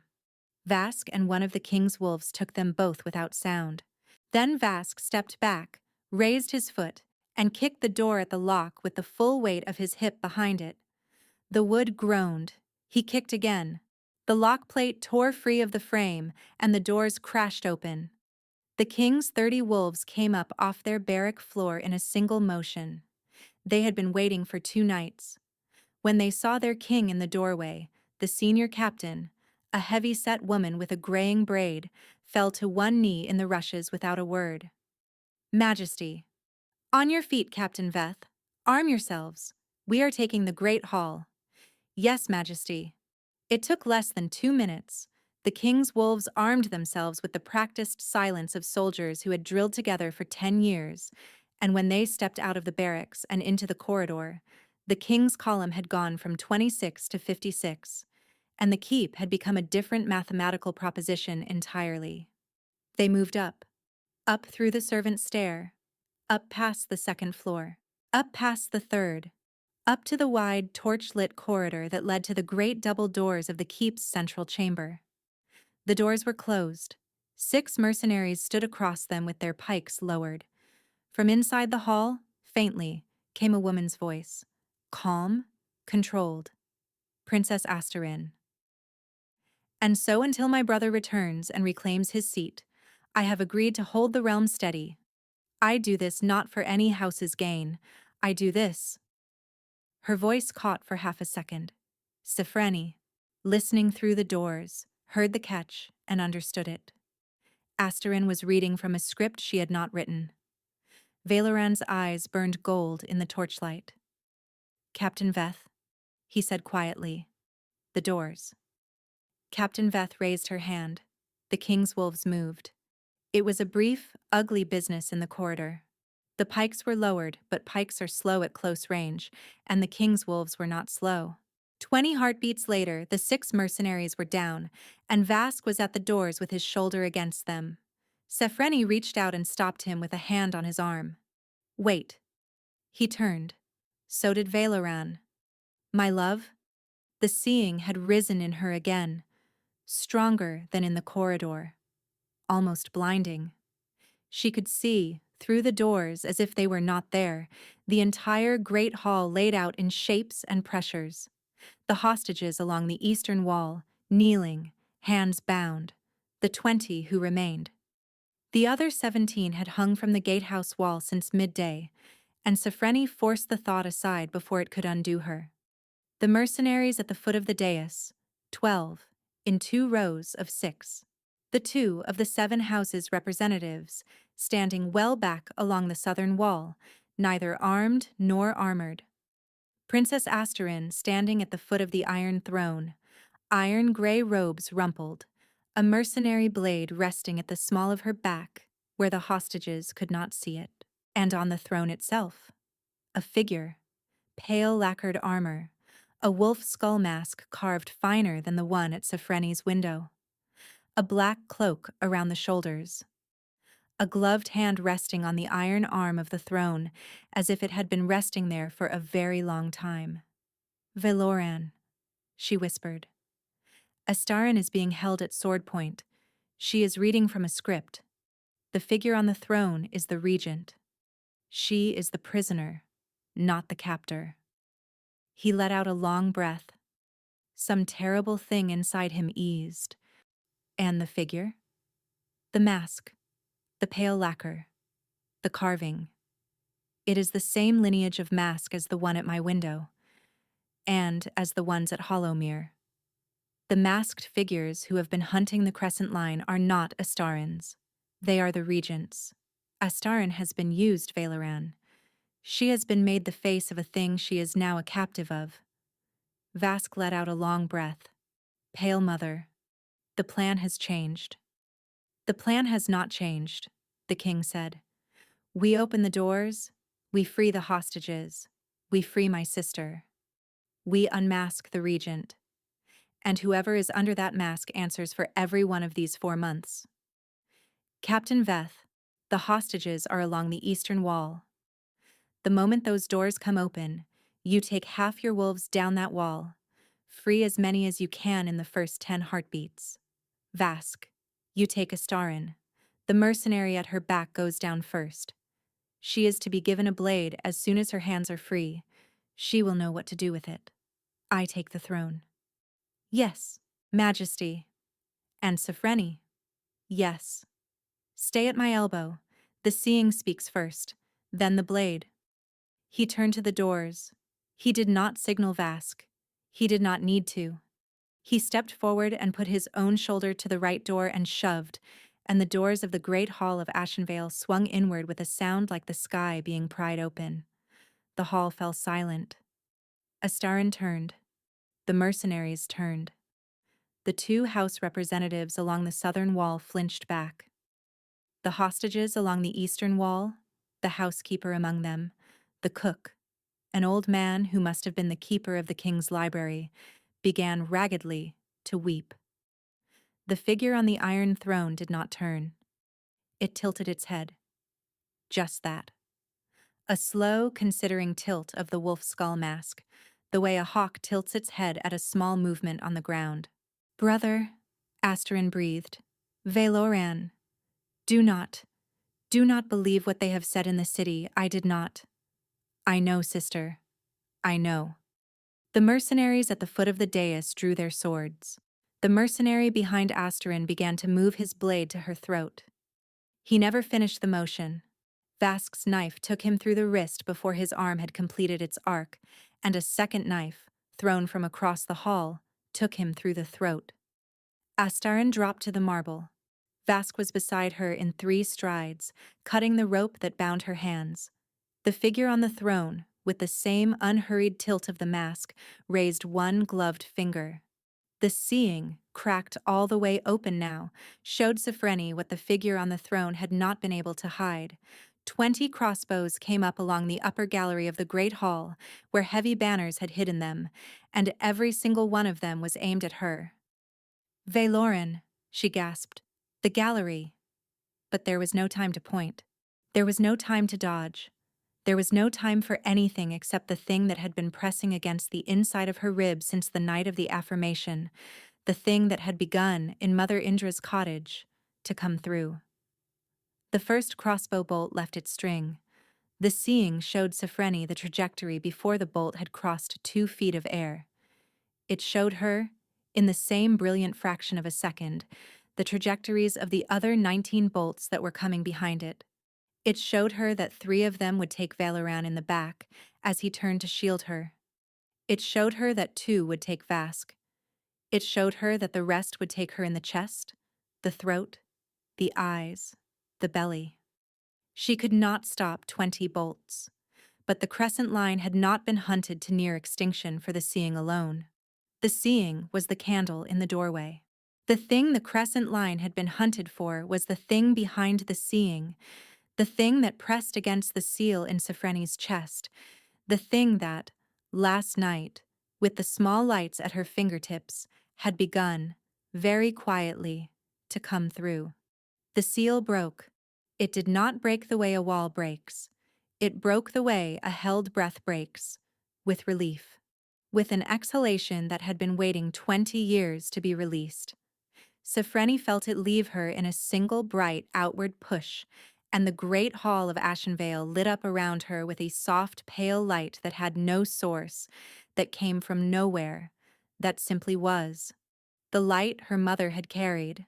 The light her mother's mother had carried. The light of a line older than the Iron Throne itself. The first crossbow bolt slowed, not stopped, slowed, as if the air around it had thickened to honey. The bolt drifted, almost gently, 3 feet from Sophreni's chest, and dropped to the marble floor with a small, clean sound.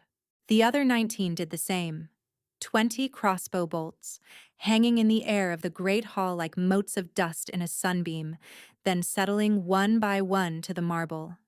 The hall went absolutely silent. The masked figure on the iron throne rose to her feet, slowly, for the first time.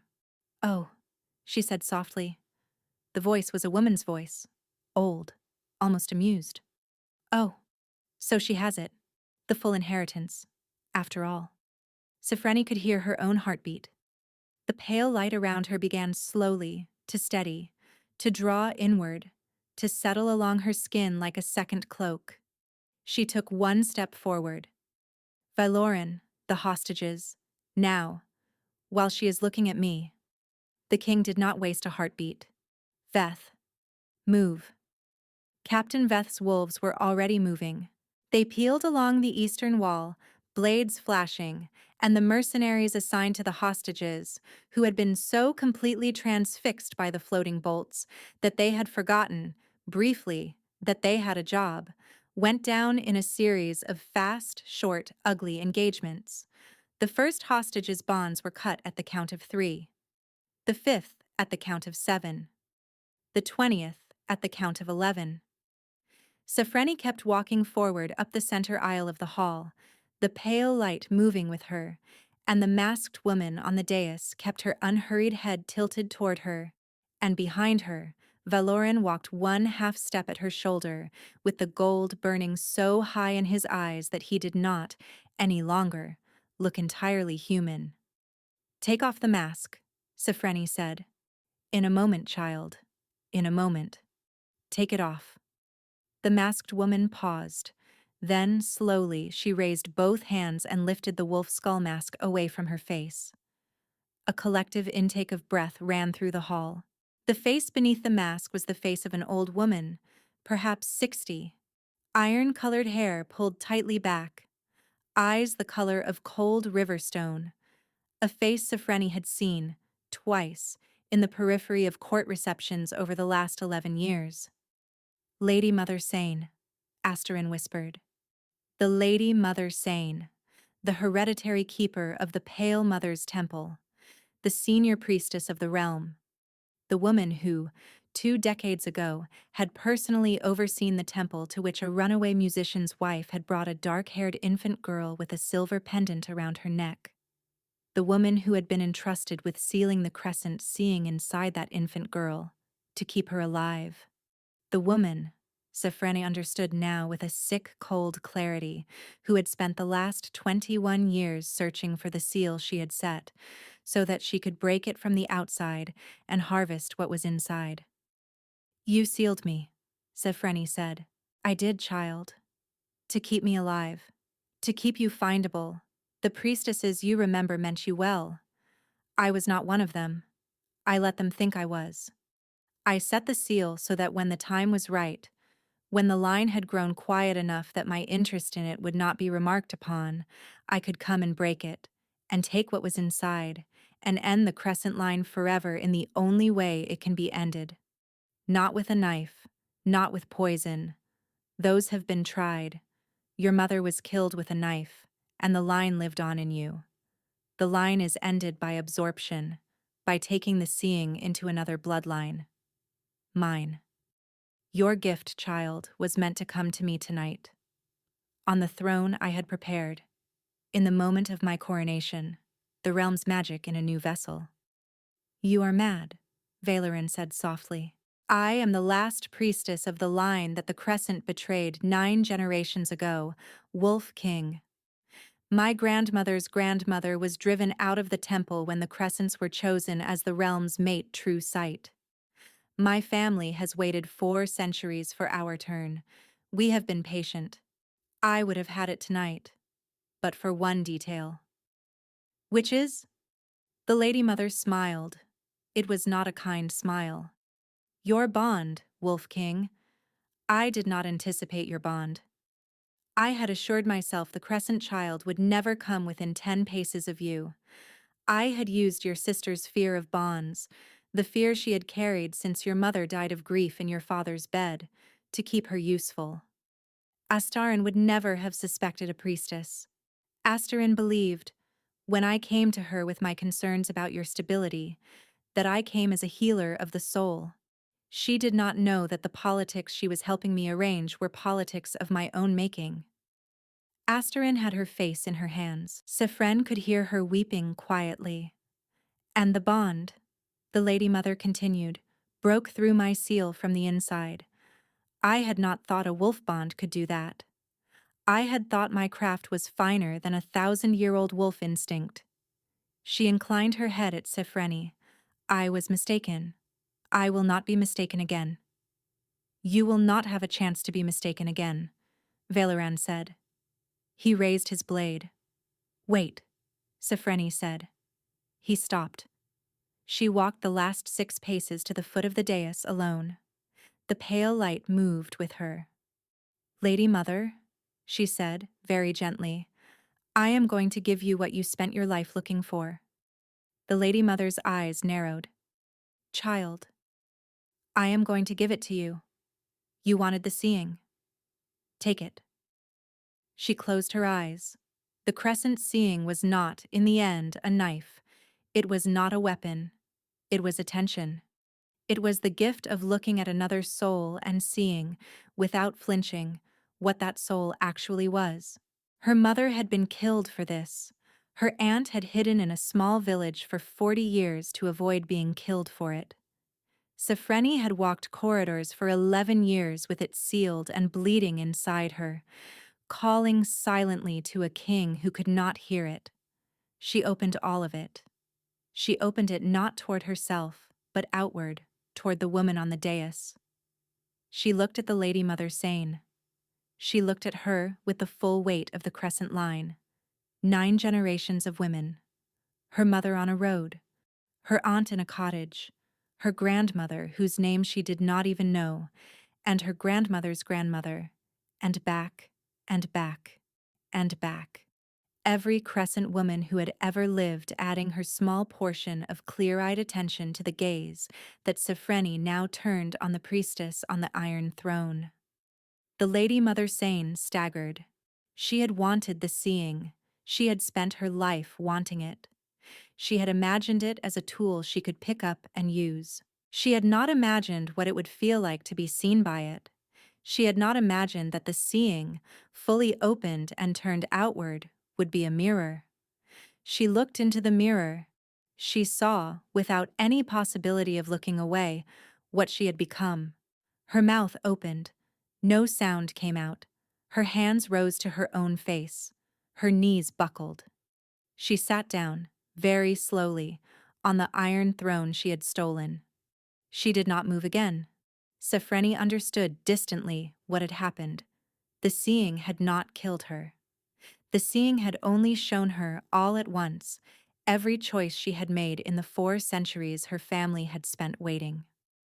The mind that had carried those choices could not carry the mirror of them. It had simply put itself down, the way a person puts down a weight too heavy to keep holding. The Lady Mother breathed. Her eyes were open. But the woman who had sat on the throne 10 heartbeats ago was no longer in the body that occupied it. She would live out her days in a quiet cell, neither asleep nor awake, and the realm would not have to choose what to do with her, because she had already chosen for herself. Sifreni lowered her hands. The pale light around her began to dim, not to vanish. She understood distantly that it would never vanish again, that she would carry it inside her forever now, to settle back into her bones, into the quiet place where the bond also lived. Astarin made a small choked sound. Valoran was at her side in 2 strides. His arm went around her waist. She had not realized she needed it until it was there. The hall around them was beginning to remember itself. The mercenaries dropping their weapons one by one. The housekeeper among the freed hostages running with shaking arms toward the king. Captain Veth's wolves moving to secure the gallery and the side doors. From below, faintly, the sound of horns. The Kale line had reached the river gate. The lower city was being taken back, street by street. The housekeeper reached them then. She did not curtsy, she did not stop. She walked straight into Sofreni and wrapped both arms around her and the king together, and she wept into Sofreni's hair, and she said over and over, "Child, child, child." Valoran turned in the embrace, without letting go of either woman, and looked at his sister. Asterin was on her knees on the marble. Her face was streaked. Her iron-gray robes were rumpled. She looked for the first time Sofreni had ever seen, like a woman who did not entirely know what she had done. "Valoran," Asterin whispered. "Brother, I did not know. She told me she wanted only stability. She told me the Crescent Witch would unbalance the realm. She told me you needed protection from a bond that had unhinged you. I believed her. Pale Mother, forgive me. I believed her." The king was silent for a long time. When he spoke, his voice was not a king's voice. It was a brother's voice, and it was full of pain. "You believed her because you have been frightened of bonds since the day Mother died. You never spoke of it. You never let me speak of it. But I have known. I have always known. And so, when a priestess told you my bond was the cause of the realm's instability, it confirmed what you had already decided. She did not have to convince you. You convinced yourself. She only handed you the words." Asterin's face crumpled. "Yes. You will answer for it. There will be a public accounting. But you will live, sister. Because I love you. And because at the end you read her script with a blade at your back. And because, if the trial finds against you, the only person who can ask the realm to spare your life will be me, and I will. Do you understand?" Asterin nodded, weeping. "Vask, take her, gently, to her own rooms. Not a cell. A guard at the door." Vask reached down with a gentleness that surprised Sofreni and helped Astarin to her feet. He did not bind her. He took her arm. He led her quietly out a side door of the hall. Valoran turned, with Sofreni still in his arm, to face the great hall. The freed servants, the guard, Captain Veth, the two house representatives, who had risen unsteadily from their corners. The whole long hall, whose floor was littered with 20 crossbow bolts that had drifted to it like fallen leaves. He raised his voice, a king's voice, this time full and ringing, and he said, "Behold your queen." They went to one knee, every one of them, with a sound like a single soft tide drawing back. The Iron Throne stood empty behind them. The Lady Mother Sane did not. But Sofreni did not look at her. She looked at the kneeling hall, and she looked at the king beside her, and she looked at the iron crown ring still on its chain at her own throat. "My love," she whispered. "Yes. There is one more thing the bond wants." "I know." He drew her, very slowly, away from the housekeeper's embrace. He turned her to face him. He lowered his head and tilted his chin upward, baring his throat to her in the old gesture of a wolf offering himself to his mate, and Sofreni understood without being told what the bond was asking. She rose on her toes. She set her lips against the hard pulse of his throat. She closed her teeth gently into the skin there. The bond inside her opened all the way. She felt him pour into her. She felt herself pour into him. 11 years of corridors, 4 months of a forest, a throne hall, a western alcove, a poisoned cordial, a snow road, a cottage, an ant, a bow, a green, a great hall.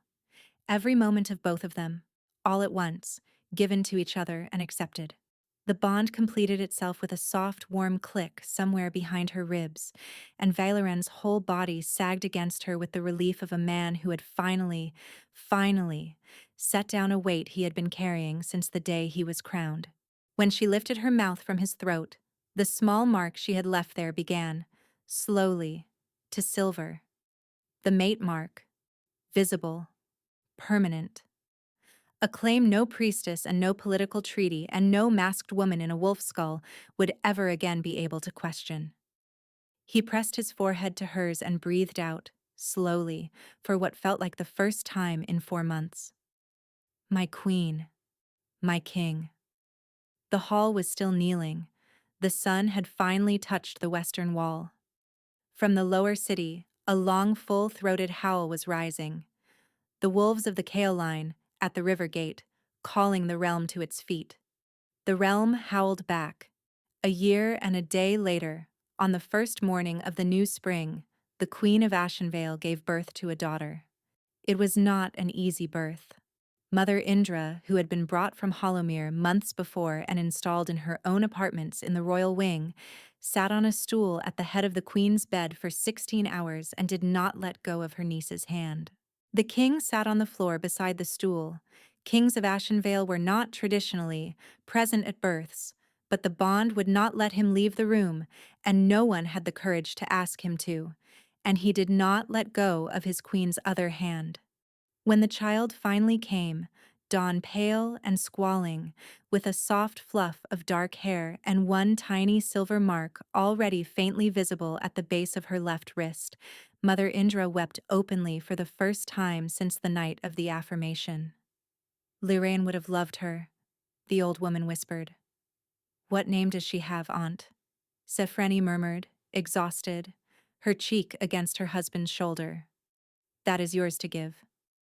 Sefreni looked up at Vailaran, the king who had once been carved from stone, and then from grief, and then, in a small cottage in Hollowmere, from something humbler and warmer, looked down at the child in his queen's arms with an expression that Sefreni had only ever seen one other time. The night he had walked across a throne hall to find her in a western alcove. Lirain, he said softly, if it pleases you. It pleased her. The realm healed slowly, the way realms always heal. Princess Asterin was tried, found guilty of conspiracy and the abetting of treason, and sentenced to 5 years of confinement in the convent of the Pale Mother on the western coast. She wrote her brother once a season. He wrote back every time. Neither of them ever wrote about the night in the Great Hall. They wrote instead about the weather and the books they were reading, and, eventually, about the small, dark-haired niece who, at 14 months, had begun to walk straight up to total strangers in the courtyard and stare at them with the unmistakable, focused, unblinking attention of a crescent child. The seeing, Mother Indra said, would not be sealed in this one. The world had changed. She would grow into it as her foremothers had been meant to. The Lady Mother Sane lived out the rest of her days in a quiet cell at a fortified sanctum on the southern coast, far from the convent where the princess was confined. She was tended by priestesses who had not known what she had done and would not be told. She was gone within the year. The 7 houses settled, one by one. The Kale line was elevated. Hassan Kale himself was given the seat at the king's right hand on the small council, the seat that had once belonged to the High Lorekeeper, and he held it with a quiet dignity that surprised no one who had ridden behind his banners on the night of the river gate. The Ardenholt line, after a year of mourning and a year of negotiation, returned to council under a younger lord. Lady Veska, who had at first refused to set foot in any room the new queen occupied, was eventually invited to a private supper at which the queen apologized formally and gently for the shape of the night of the affirmation. The 2 women sat together for 3 hours. Lady Veska wept once, briefly, and Sefreni wept with her. They did not become friends. But they became, after enough time, the 2 women who had stood at the foot of the same dais on the same night, and who had decided, separately, that the realm was larger than any one consort's pride. Hadric returned to his post outside the king's study, gray and steady, and was given a small grant of land in his retirement 4 years later. Corvin Vask, the king's second, did not marry until he was 47. He married, in the end, a healer from the western coast who had cared for a confined princess and had written him quiet letters about the way the princess had begun, slowly, to mend. The princess was at his wedding. She danced with her brother for the first time in 5 years. The realm wept, quietly, into its wine. The crescent pendant, Sephreni's, and her mother's mother's, was placed in a small carved box on the queen's bedside table. She wore it on the holy days. The rest of the time she wore the iron crown ring on its chain, the one the king had pressed into her hands before they walked into the keep, and the small silver mark on the inside of her left wrist, where her husband had set his own mate mark on her on the night of the bond completion, faint and steady as a vein of moonlight under the skin.